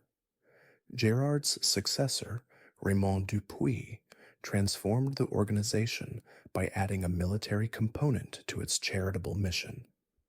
The brothers now took vows of poverty, chastity, and obedience, like other monks, but also trained for combat to protect pilgrims and defend the Holy Land. The Hospitallers wore black robes with white crosses, eventually adopting red surcoats with white crosses for battle. They operated hospitals throughout the Crusader States, providing medical care that was advanced for the time. Their main hospital in Jerusalem could accommodate up to 2,000 patients, with separate wards for different conditions and strict hygiene standards. Meanwhile, the Knights of the Temple of Solomon, or Templars, had been founded with an explicitly military purpose. Around 1119, a French knight named Hugh de Payens and 8 companions took vows before the Patriarch of Jerusalem, dedicating themselves to protecting pilgrims traveling the dangerous roads of the Holy Land. King Baldwin II granted them quarters on the Temple Mount, believed to be the site of Solomon's Temple, giving the order its name. The Templars remained a small organization until 1129, when they received official recognition at the Council of Troy. Bernard of Clairvaux, the influential Cistercian abbot, championed their cause and wrote in praise of the new knighthood, a treatise that justified their dual role as monks and warriors. Bernard's support brought the Templars prominence, recruits, and donations. Templars wore white mantles with red crosses, symbolizing their willingness to suffer martyrdom in defense of the Holy Land. Unlike the Hospitallers, they had no charitable function. Their sole focus was military. They developed a reputation for fierce dedication in battle, as their rule forbade them from retreating unless outnumbered by more than 3 to 1. The third major order, the Teutonic Knights, evolved later. During the Third Crusade, German merchants from Bremen and Lubeck established a field hospital outside Acre. After the city's capture in 1191, the hospital became permanent. Like the Hospitallers, they initially focused on medical care, but in 1198 they were reorganized as a military order specifically for German knights. The Teutonic Knights wore white mantles with black crosses. They remained smaller than the other two major orders in the Holy Land, but would later become a powerful force in Eastern Europe. Their full name, the Order of Brothers of the German House of St. Mary in Jerusalem, reflected both their German character and their origins in the crusading movement. All three orders shared similar organizational structures, adapted from monastic models but modified for military purposes. Each was led by a Grand Master, elected for life, who governed with the assistance of a hierarchy of officials. These included the Marshal, responsible for military affairs, the Draper, who oversaw clothing and equipment, the Treasurer, and various regional commanders. Major decisions required the approval of a general chapter, a gathering of high-ranking members. The brothers themselves were divided into three classes. Knight brothers came from noble families and served as heavy cavalry. Sergeant brothers, drawn from non-noble backgrounds, served as light cavalry or infantry. Chaplain brothers were priests who administered sacraments and provided spiritual guidance. Later, affiliated members included donats, who contributed financially while living secular lives, and confratri, who paid for the privilege of burial in order houses. What made these orders uniquely valuable to the Crusader States was their permanence. Unlike Crusaders, who typically returned to Europe after fulfilling their vows, the military orders maintained a constant presence in the Holy Land. They became a professional standing army for states that otherwise depended on feudal levies and sporadic Crusader reinforcements. The orders constructed and garrisoned many of the most important castles in the Holy Land. The Hospitallers held Crac des Chevaliers, an immense fortress in Syria that controlled access to the Homs Gap, a crucial invasion route. The Templars' Chateau Pèlerin near Haifa featured innovative defensive designs. The stone fortresses, built according to the latest military engineering principles, allowed small garrisons to control territory and resist sieges for extended periods. In battle, knights from the military orders often served as elite shock troops. At critical moments in many conflicts, they were assigned the most dangerous positions. This combat role came with a heavy price. When a battle went badly, the military orders sometimes suffered near total casualties, as at Hatton in 1187, where most Templars and Hospitallers captured were executed by Saladin. Beyond fighting, the orders performed crucial economic functions. Through donations from pious Europeans, they acquired extensive properties throughout Western Europe, forming networks of commanderies that generated revenue to support their activities in the East. They developed sophisticated financial systems for transferring these funds, with the Templars notably evolving into Europe's first international banking organization. pilgrims could deposit money at a Templar house in Europe and receive credit documents redeemable at their destination, an early form of traveler's check that reduced the risk of robbery. The order's independence derived from papal privileges that exempted them from local ecclesiastical and secular authority, eventually created tensions. They answered only to the Pope, not to the kings and patriarchs of the Crusader States. This autonomy, combined with their growing wealth and military power, made them both essential defenders and potentially destabilizing factors in the precarious politics of Outremer. As Muslim pressure on the Crusader states intensified in the 13th century, the military orders gained increasing importance. After the fall of Jerusalem in 1187, the Hospitallers established their headquarters at Margat and later Acre, while the Templars centered their operations at Tortosa and then Acre. The orders provided the bulk of reliable military forces for the remaining Christian territories. The final fall of the Crusader states in 1291 forced the military orders to reinvent themselves. When Acre, the last major Crusader stronghold, fell to the Mamluks, many brothers were killed in the fighting or executed afterward. The surviving Hospitallers retreated first to Cyprus, then conquered Rhodes in 1309, establishing a sovereign island state. They later moved to Malta in 1530, where they remained until Napoleon's conquest in 1798. The order survives today as a Catholic religious order and sovereign entity under international law, now focused entirely on humanitarian work. The Templars faced a darker fate.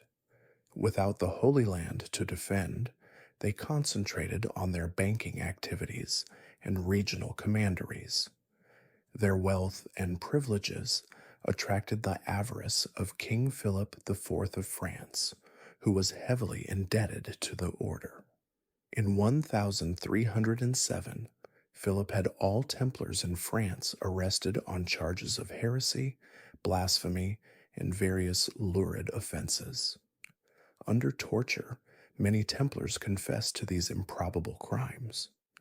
Despite efforts by Pope Clement V to control the proceedings, Philip pressured the Pope to suppress the entire order. At the Council of Vienne in 1312, Clement issued a bull dissolving the Templars, not condemning them as guilty, but citing the scandal created by the accusations.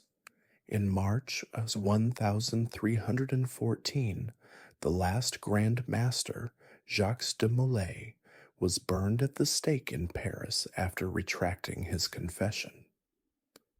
Templar properties were officially transferred to the Hospitallers, though in practice many were seized by monarchs. Within a decade, an order that had been one of the pillars of the crusading movement had been completely destroyed. The Teutonic Knights followed yet another path. Even before the fall of Acre, they had begun shifting their focus to Eastern Europe. In 1226, Polish Duke Conrad of Masovia invited them to combat pagan Baltic tribes in Prussia. Over the next century, they conquered and Christianized Prussia, establishing a powerful monastic state along the Baltic coast. Their campaigns against the pagan Lithuanians, called Ryzen, attracted knights from across Europe who sought to fulfill crusading vows without traveling to the distant Holy Land. The Teutonic state flourished until 1410, when they suffered a decisive defeat by Polish-Lithuanian forces at Tannenberg. Though the order survived this setback, their power gradually declined. In 1525, Grand Master Albert of Brandenburg converted to Lutheranism and secularized the Prussian territories into the Duchy of Prussia. A Catholic branch of the order continued in the Holy Roman Empire until Napoleon's conquests, and like the Hospitallers, they survive today as a religious order within the Catholic Church. The legacies of the military orders extend far beyond the crusading era. They pioneered organizational techniques for international institutions, developed early banking and insurance practices, and advanced military architecture. Their rise reflected medieval Christianity's attempt to reconcile the seemingly contradictory ideals of monasticism and warfare, creating a spiritualized vision of combat that influenced European chivalric culture. More darkly, they also represent the militarization of religious fervor, where violence could be sanctified in service to faith. The complicated moral questions their existence raised about just war, religious violence, and the proper relationship between spiritual and martial values continue to resonate in discussions of religious extremism and holy war in our own time. These warrior monks, who began as humble servants of pilgrims and evolved into international powers, embody both the idealism and the contradictions of the crusading movement. Their castles still stand as stone testimonies to their determination, and their symbols, the Hospitallers' eight-pointed cross, the Templars' red cross pate, and the Teutonic black cross, remain recognizable emblems of an age when faith and sword were wielded together in pursuit of divine purpose in an unruly world. Beyond battles and conquests, the Crusades created unprecedented contact between Western Europe and the Eastern Mediterranean world. For nearly 2 centuries, Europeans and Middle Easterners engaged in trade, diplomatic exchange, and cultural borrowing alongside their military conflicts. This extended interaction left lasting imprints on both civilizations, creating connections that would shape history long after the last Crusader stronghold fell. When the First Crusade arrived in the Levant, Western Europeans encountered civilizations materially more advanced than their own. The Byzantine Empire preserved classical learning and artistic traditions lost to much of Western Europe after Rome's fall. The Islamic world had developed sophisticated sciences, medicine, philosophy, and technology, often building upon and extending Greek knowledge. The Crusader States became conduits through which some of this Eastern knowledge and refinement flowed back to Europe. Trade formed the most consistent bridge between cultures. Italian maritime cities, like Venice, Genoa, and Pisa, established commercial quarters in ports throughout the Crusader states. Through these coastal enclaves, exotic goods from the East reached European markets, spices from India and Southeast Asia, silk from China, sugar from the Levant, cotton textiles, citrus fruits, and luxury items like carpets, ceramics, and glassware. These goods not only enriched European material culture, but also stimulated demand for Eastern products that would later motivate the Age of Exploration. The Crusaders themselves adapted to local conditions in numerous ways. Those who settled permanently in the Levant, called poulains by later arrivals, adopted aspects of Eastern dress, diet, and customs better suited to the Mediterranean climate. They wore lighter clothing, enjoyed Eastern foods like rice and citrus, and incorporated local architectural elements into their buildings. Archaeological excavations have revealed homes with European floor plans decorated with Islamic-style mosaics and fountains, physical embodiments of cultural blending. Medical knowledge represented one of the most significant transfers from East to West. Islamic medicine, based on Greek sources like Galen, but enhanced by centuries of original research, far surpassed Western European practices of the time. Hospitals in the Islamic world were institutional centers of medical care, unlike the primarily charitable hospices common in Europe. The Hospitallers, through their medical mission, came into direct contact with these superior practices. Returning crusaders and pilgrims spread awareness of Eastern medical techniques, contributing to the eventual establishment of medical schools and hospitals in Europe. The Arabic scientific corpus became increasingly accessible to European scholars through translations made in areas of cultural contact. Spain and Sicily, with their mixed Muslim, Jewish, and Christian populations, were primary translation centers. While the Crusader States played a secondary role in this process, they contributed to European awareness of Eastern learning and created desire for these texts. Works by Ibn Sina, Avicenna, Ibn Rushd, Averroes, and other Islamic scholars on medicine, astronomy, mathematics, and philosophy eventually transformed European intellectual life, laying groundwork for the Renaissance. Military technology saw significant exchange in both directions. Europeans adopted Eastern military innovations, such as counterweight trebuchets, which provided greater range and accuracy than earlier siege engines. The curved recurve bow, used by Turkish and Mamluk forces, influenced Western archery. Muslims, meanwhile, adapted to European heavy cavalry tactics and castle design. The massive stone fortifications built by Crusaders prompted defensive responses and the development of more sophisticated siege techniques in Muslim armies. Castle architecture itself evolved through cultural exchange. Crusader fortifications in the Holy Land incorporated Byzantine and Islamic elements while introducing innovative Western designs. Concentric defenses, with multiple rings of walls and towers, reached their highest development in Crusader strongholds like Crac des Chevaliers.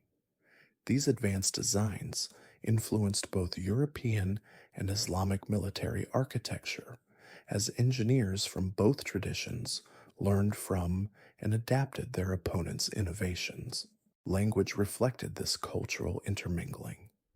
Crusaders developed a unique dialect called lingua franca, a pidgin primarily based on Italian and Occitan with Arabic, Greek, and Turkish loanwords. This practical trading language facilitated communication across cultural boundaries. Meanwhile, European languages incorporated Arabic terms for Eastern products and concepts, particularly in scientific and mathematical and commercial fields. Words like algebra, algorithm, cipher, sugar, cotton, and many others entered Western vocabularies through this contact. Literature and storytelling traveled in both directions. Western Europeans became familiar with Eastern tales and literary forms. Elements of these narratives would eventually influence European literature, with collections like The Thousand and One Nights finding eager audiences when translated centuries later. In the Islamic world, the crusading era generated a rich tradition of historical writing in response to the Frankish presence, producing sophisticated chronicles that remain valuable historical sources. The complex religious environment of the Crusader States created opportunities for theological exchange and comparison. While religious conversion was relatively uncommon in either direction, educated elites gained greater awareness of other faiths' beliefs and practices. Islamic scholars like Ibn Taymiyyah developed theological responses to Christianity, while European thinkers gained more accurate, though still often distorted, understandings of Islam. These more informed perspectives occasionally challenged simplistic views of the religious other, though they rarely overcame fundamental antagonisms. Trade coinage offers a tangible example of cultural adaptation. Crusader States minted coins that imitated Islamic designs, sometimes including Arabic inscriptions, alongside Christian symbols, creating hybrid currencies that would be accepted in both cultural spheres. These bizarrely mixed artifacts demonstrate how practical necessities often overcame ideological barriers. Food culture experienced significant transformation through cross cultural contact. Europeans discovered new ingredients like rice, citrus fruits, eggplant, spinach, and spices that gradually transformed their cuisine. Sugar, originally an expensive medicinal product, became increasingly used in European cooking. Middle Eastern culinary techniques, like distillation, influenced European food preparation and eventually led to the production of new alcoholic beverages. Material culture throughout the Crusader states reflected this complex intermingling. Churches incorporated Eastern architectural elements, while textiles, ceramics, and metalwork showed influences from both traditions. The hybrid visual culture that developed in these frontier regions demonstrated that even amid religious conflict, aesthetic appreciation could transcend cultural boundaries. Not all cultural exchange was benign. The crusading era intensified religious antagonisms and created enduring negative stereotypes on both sides. In Europe, anti Islamic polemic became more developed and systematic, while anti Jewish violence sometimes accompanied crusading fervor. In the Islamic world, memories of Frankish invasion contributed to suspicion of Western intentions that would later complicate colonial era relationships. These negative legacies would have their own long historical impact. The Fourth Crusade's conquest of Constantinople created another significant, if tragic, channel for cultural transmission. When Crusaders sacked the Byzantine capital in 1204, they transported numerous artworks, relics, and manuscripts back to Western Europe. The famous bronze horses of St. Mark's Basilica in Venice are the most visible example of this transfer. Byzantine scholars and artists fleeing the Latin occupation settled in other Greek centers, helping preserve Byzantine traditions until they would later influence the Italian Renaissance. After the fall of the last Crusader strongholds in 1291, direct cultural contact diminished but did not cease entirely. Cyprus remained under Western rule, and the Hospitallers controlled Rhodes and later Malta, maintaining Western outposts in the Eastern Mediterranean.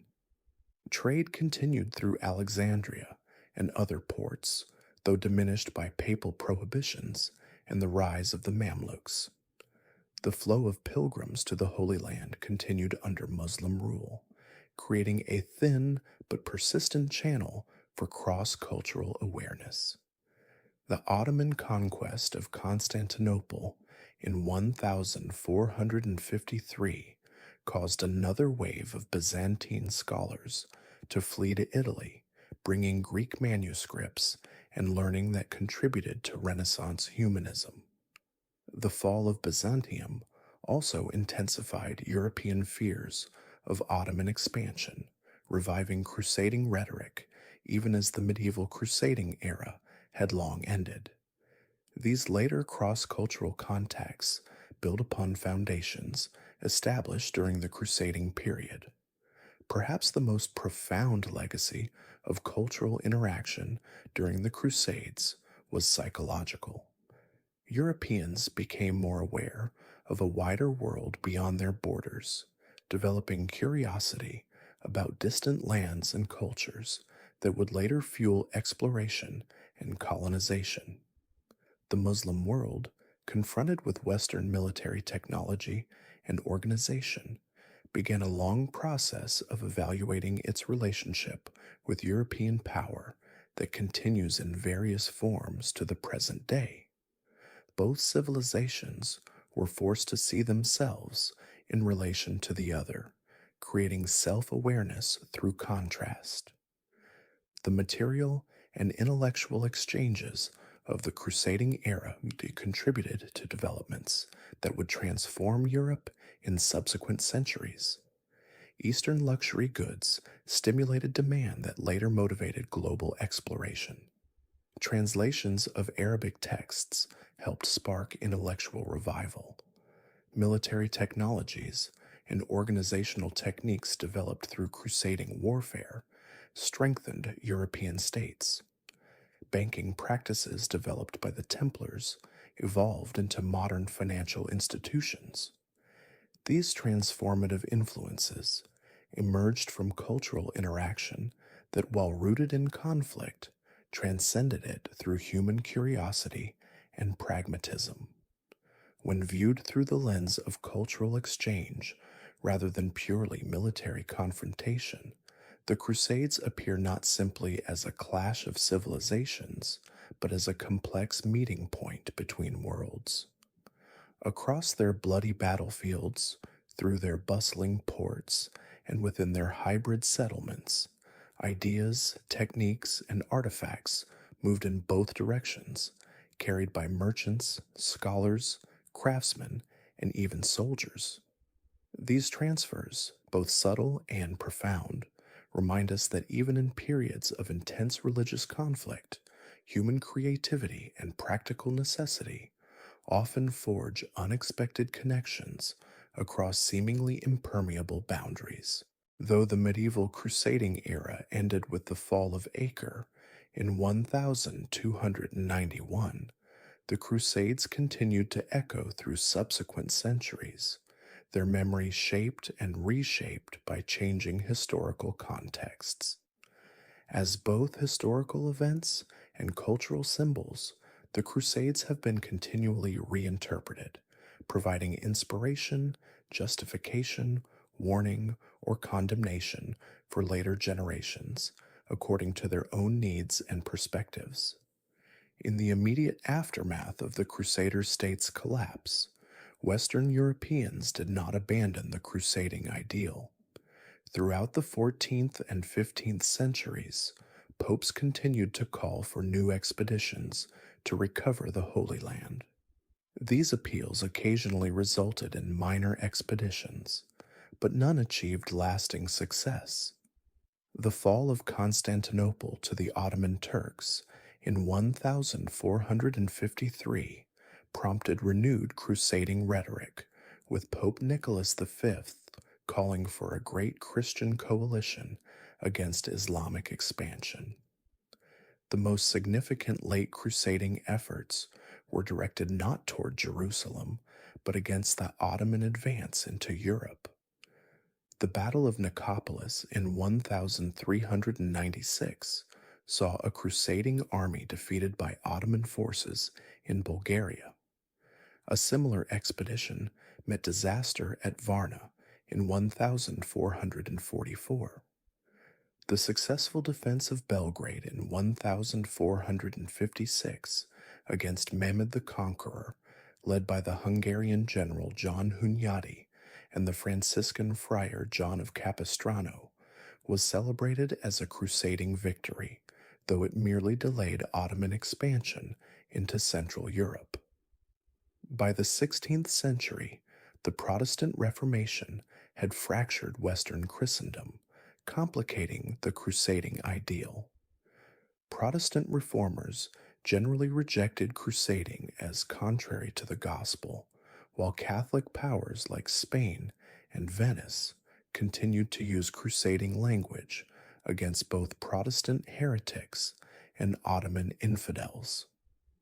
The Battle of Lepanto in 1571, a naval victory by the Holy League over Ottoman forces, was celebrated as a Latter-day Crusade, inspiring artwork and literature throughout Catholic Europe. Some European rulers appropriated crusading symbolism for political purposes while abandoning its religious substance. When Henry IV of France contemplated a grand design to reorganize Europe in the early 17th century, or when Louis XIV sent troops to aid the Austrians against the Ottomans at the Battle of St. Gotthard in 1664, they drew on crusading heritage while pursuing essentially secular state interests. The Enlightenment of the 18th century marked a turning point in Western European attitudes toward the Crusades. Influential thinkers like Voltaire condemned them as manifestations of religious fanaticism and barbarism. In his Essay on Universal History, Voltaire described the Crusades as epidemic fury that had depopulated and impoverished Europe. This critical view, emphasizing the Crusades' destructive consequences rather than their idealistic motivations, would influence liberal and secular interpretations for generations. The Romantic movement of the early 19th century, with its fascination for the medieval past, brought renewed interest in the Crusades as colorful, heroic adventures.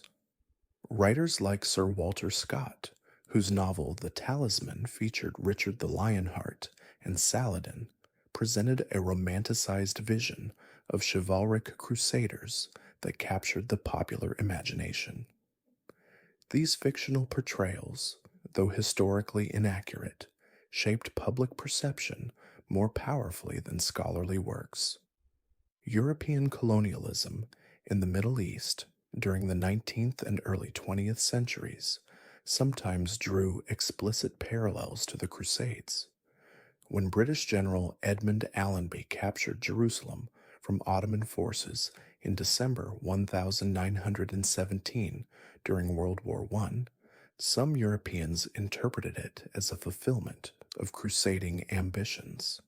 Allenby himself was uncomfortable with such comparisons and deliberately entered Jerusalem on foot, in contrast to Kaiser Wilhelm II of Germany, who had entered the city on horseback in 1898, consciously evoking Crusader imagery. Perhaps the most notorious modern reference to the Crusades came during the First Gulf War, when American President George A.H. W. Bush initially called the military operation a crusade before advisors warned of the negative connotations this carried in the Middle East. This incident illustrated how potent and contentious crusading terminology remains, capable of evoking entirely different associations in Western and Islamic contexts. In the Islamic world, memory of the Crusades followed a different trajectory. Surprisingly, classical Arabic sources of the 12th and 13th centuries did not present the Frankish invasions as primarily religious events. Contemporary chroniclers like Ibn al-Qalanisi, Usama ibn Munkidh, and Ibn al-Athir viewed the Crusaders as simply another group of Byzantine allied invaders, part of the ongoing military and political struggles of the region. The concept of the Crusades as a defining religious confrontation between Christianity and Islam emerged much later in Islamic thought. During the Ottoman period, memories of the Crusades receded in Islamic consciousness, overshadowed by the Ottoman Empire's own expansionist successes. It was only in the 19th and 20th centuries, as European colonial powers established control over formerly Ottoman territories that Arab and other Muslim intellectuals began to draw parallels between contemporary Western imperialism and the medieval Crusades. This framing helped contextualize modern political struggles within a longer historical narrative. Influential Arab nationalists and Islamists of the 20th century increasingly employed crusading imagery to describe Western involvement in the Middle East. The Egyptian writer Sayyid Qutb, the Palestinian leader Yasser Arafat, and others used the term Crusaderism to delegitimize European and American policies. This rhetoric intensified following the creation of Israel in 1948, which some Arab commentators characterized as a new Crusader state implanted in the heart of the Islamic world. In both Western and Islamic societies, popular understanding of the Crusades has often been filtered through film and other media, frequently with significant historical distortions. Hollywood epics like Kingdom of Heaven, 2005, reflect contemporary concerns about religious conflict more than historical realities. Similarly, Arabic historical television series about figures like Saladin typically present simplified narratives aligned with current political sensibilities rather than medieval perspectives. Academic study of the Crusades has evolved considerably over time. The 19th century saw the publication of major Western works like Joseph François Michaud's Histoire des Croisades and Heinrich von Sybel's Geschichte des Ersten Kreuzzugs, which approached the subject from nationalistic perspectives. In the early 20th century, scholars like Dana Carlton Munro and John Lamonte established Crusade studies as a serious academic discipline in the United States, while René Grousset's Histoire des Croisades became influential in France. The later 20th century witnessed a significant broadening of Crusade scholarship. Sir Stephen Runciman's three-volume A History of the Crusades, published between 1951 and 1954, reached a wide audience with its elegantly written, though often critical, narrative. Meanwhile, scholars like Joshua Prower, R.C. Smale, and John Richard focused on the institutional and social aspects of the Crusader States rather than military campaigns alone. Recent decades have seen further expansion of the field. Historians now examine previously neglected aspects such as the role of women, the experiences of non-elite participants, and the crusading movement in areas beyond the Holy Land, including the Baltic, Spain, and southern France. Scholars like Christopher Tyerman, Thomas Asbridge, and Carol Hillenbrand have produced nuanced studies that avoid both romantic glorification and simplistic condemnation of the crusading phenomenon. Archaeological discoveries have enriched understanding of the material culture of the Crusader States, revealing sophisticated cultural exchanges previously unappreciated in textual sources. Excavations at sites like Acre, Caesarea, and various Crusader castles have demonstrated how European settlers adapted to local conditions and incorporated Eastern influences into their daily lives. The Crusades retain political relevance today because they represent an early and dramatic encounter between Western European and Middle Eastern civilizations. Modern conflicts in the region are sometimes framed with reference to this medieval precedent, though such comparisons often obscure more than they illuminate. Crusading terminology can be deployed as a rhetorical weapon, with groups like ISIS explicitly rejecting the gray zone of coexistence in favor of a binary clash of civilizations narrative that echoes the most extreme interpretations of the crusading era. Beyond politics, the Crusades have left a cultural legacy in architecture, literature, and art. Gothic churches and castles throughout Europe show influences derived from Crusader fortifications and Eastern styles. Literary works from Dante's Divine Comedy to Tasso's Jerusalem Delivered incorporate crusading themes. Modern fantasy literature, from Sir Walter Scott through J.R.R. Tolkien to present day authors, often draws on romanticized crusading motifs of quests, holy wars, and cultural confrontation. Tourism to Crusader sites represents another contemporary echo. Visitors to Croix des Chevaliers in Syria before recent conflicts, the old city of Jerusalem, or the castle at Bodrum, Turkey, encounter physical reminders of this distant era.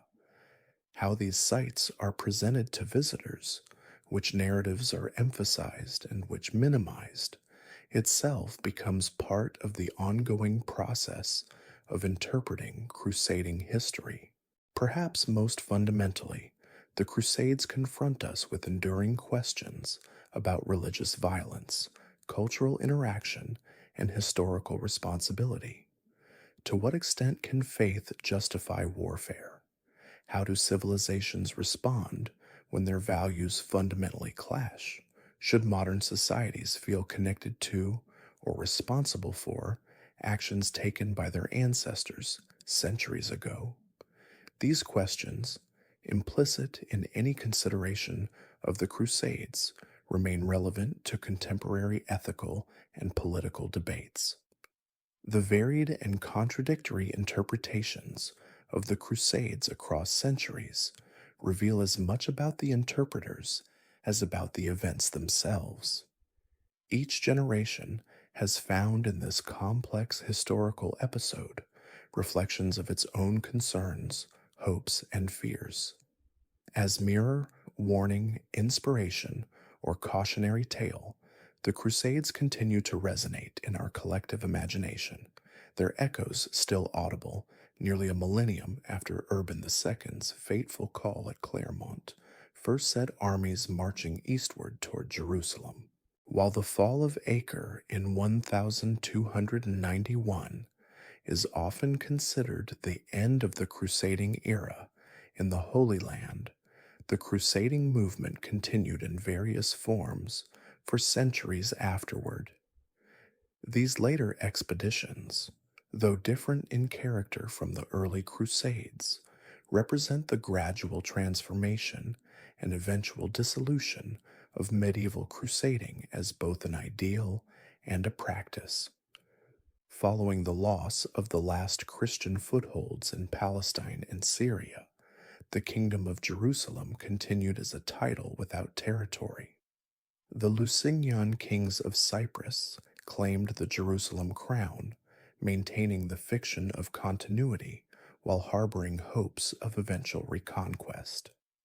The military orders, particularly the Hospitallers, established new bases from which they continued to promote the crusading cause, even as its prospects dimmed. Concrete plans for recapturing the Holy Land emerged periodically in the early 14th century. Pope Clement V convened the Council of Vienne in 1312, where the recovery of Jerusalem was a central topic. Treatises proposing strategies for a new crusade proliferated, authored by figures like Pierre Dubois, Marino Sanudo, and Ramon Lull. These detailed memoranda addressed practical concerns of financing, transportation, and military tactics, often advocating economic blockades of Egypt as a preliminary step. The Hospitallers, now based on Rhodes after conquering the island in 1309, conducted limited naval operations against Turkish maritime powers and coastal settlements. These campaigns, while described in crusading terms, resembled traditional naval warfare more than the land-based expeditions of earlier centuries. The knights maintained crusading rhetoric while adapting to a new strategic reality where control of Mediterranean sea lanes, rather than territorial conquest, was their primary objective. During this period, crusading energy increasingly redirected toward different theaters. The Reconquista in Spain continued, with the last Muslim state of Granada eventually falling in 1492. The Teutonic Knights pursued their Baltic Crusades against Lithuania until that country's conversion to Christianity in 1386 removed their ostensible mission. Naval leagues formed by Venice, Genoa, and other maritime powers periodically confronted Turkish expansion in the eastern Mediterranean. At the same time, crusading terminology and privileges were increasingly applied to conflicts within Christian Europe itself. Popes declared crusades against political enemies, heretical groups, and rival claimants to the papal throne. These political crusades generally followed the same legal and organizational patterns as traditional crusades, with crusading vows, indulgences, and specialized taxation, but were directed toward goals far removed from Urban II's original vision. This dilution of purpose contributed to growing skepticism about the entire crusading enterprise. One of the most significant late crusading efforts was the Crusade of Nicopolis in 1396. In response to Ottoman expansion into the Balkans, a large crusader army assembled under Sigismund of Hungary, supplemented by contingents from France, England, Germany, and Italian city-states. Despite its impressive size and the participation of many prominent nobles, the expedition ended in disaster when Sultan Bayezid I crushed the Christian forces at Nicopolis in present-day Bulgaria. Many captured crusaders were executed, and those of higher rank were ransomed at enormous cost. The defeat at Nicopolis demonstrated both the continued appeal of crusading among European nobility and the increasing military effectiveness of the Ottoman state. It also revealed the persistent problems of crusader armies. Poor coordination between contingents from different countries, tactical indiscipline, and inadequate understanding of their opponents. These same weaknesses had plagued crusading expeditions since the 12th century, suggesting that fundamental lessons remained unlearned. Another significant late crusading effort occurred in 1444, when forces from Hungary, Poland, Wallachia, and Papal territories confronted the Ottomans at Varna in present-day Bulgaria. Despite the presence of Cardinal Giuliano Cesarini as papal legate and the military leadership of Hungarian King Władysław III and General János Hunyadi, the Crusaders suffered another devastating defeat. Władysław was killed in battle, and Cesarini died during the retreat, dealing a severe blow to crusading enthusiasm. The fall of Constantinople to Ottoman forces under Mehmed II in 1453 sent shockwaves through Christian Europe and sparked renewed crusading rhetoric. Pope Nicholas V called for a great Christian coalition to reclaim the Byzantine capital, but practical response was limited. The Congress of Mantua, convened by Pope Pius II in 1459, attempted to organize a pan-European crusading effort, but achieved little concrete result.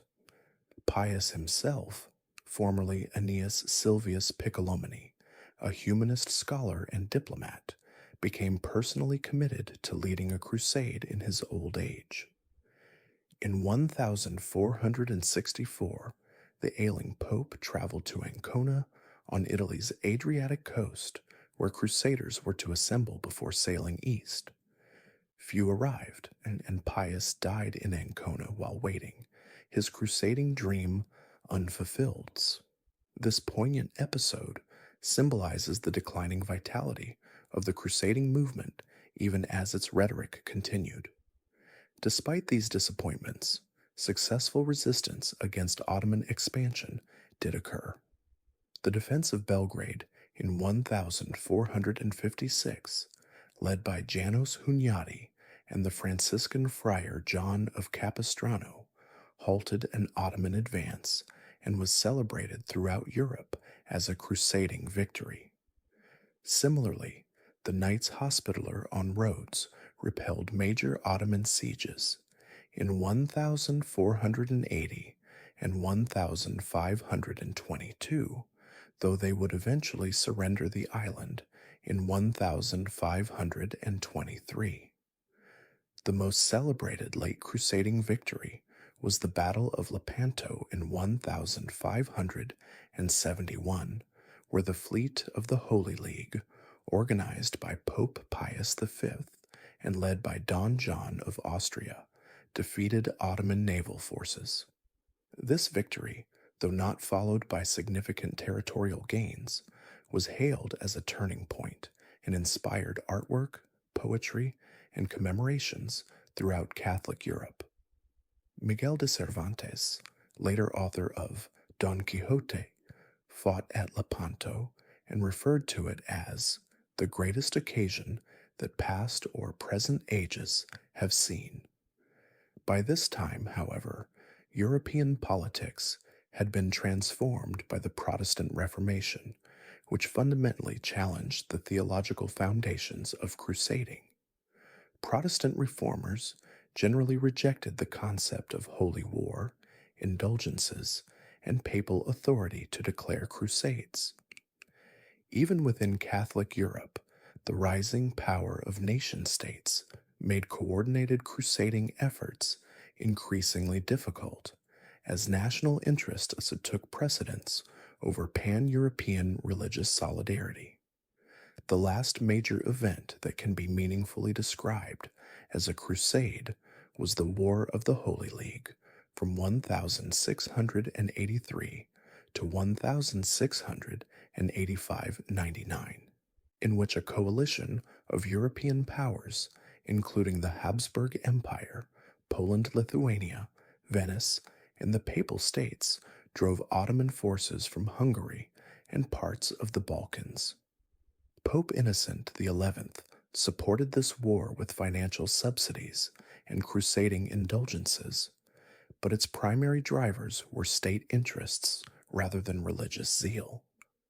By the 18th century, the Age of Enlightenment had brought fundamental challenges to the intellectual and cultural framework that had sustained crusading.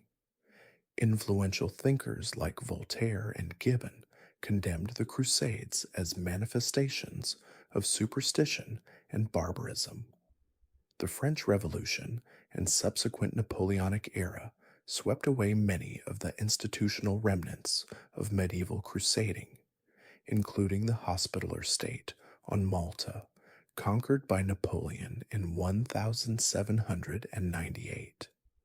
While crusading as a historical practice had ended, it achieved a curious afterlife in European cultural memory. The 19th century Romantic movement, with its fascination for medieval pageantry, reimagined the Crusades as colorful adventures of chivalrous knights. This romanticized vision appeared in literature, artwork, and popular culture, divorced from the complex historical realities of medieval crusading. The late 19th and early 20th centuries saw crusading imagery deployed in service of European colonialism and imperialism. When German Kaiser Wilhelm II visited Damascus in 1898. He declared himself a friend of the 300 million Muslims, while simultaneously presenting himself to European audiences as a Latter day Crusader. Such contradictions revealed the malleable nature of crusading symbolism in an era of competing nationalist and imperial ambitions.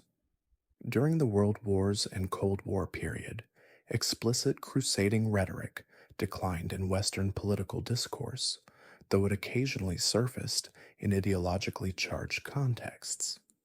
The post September 11th era has seen renewed interest in historical crusading, sometimes accompanied by problematic comparisons between medieval conflicts and contemporary terrorism or counterterrorism efforts.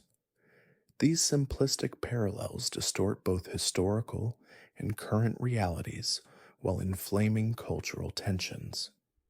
From a historical perspective, the crusading movement represents both the heights of medieval religious devotion and its most troubling expressions.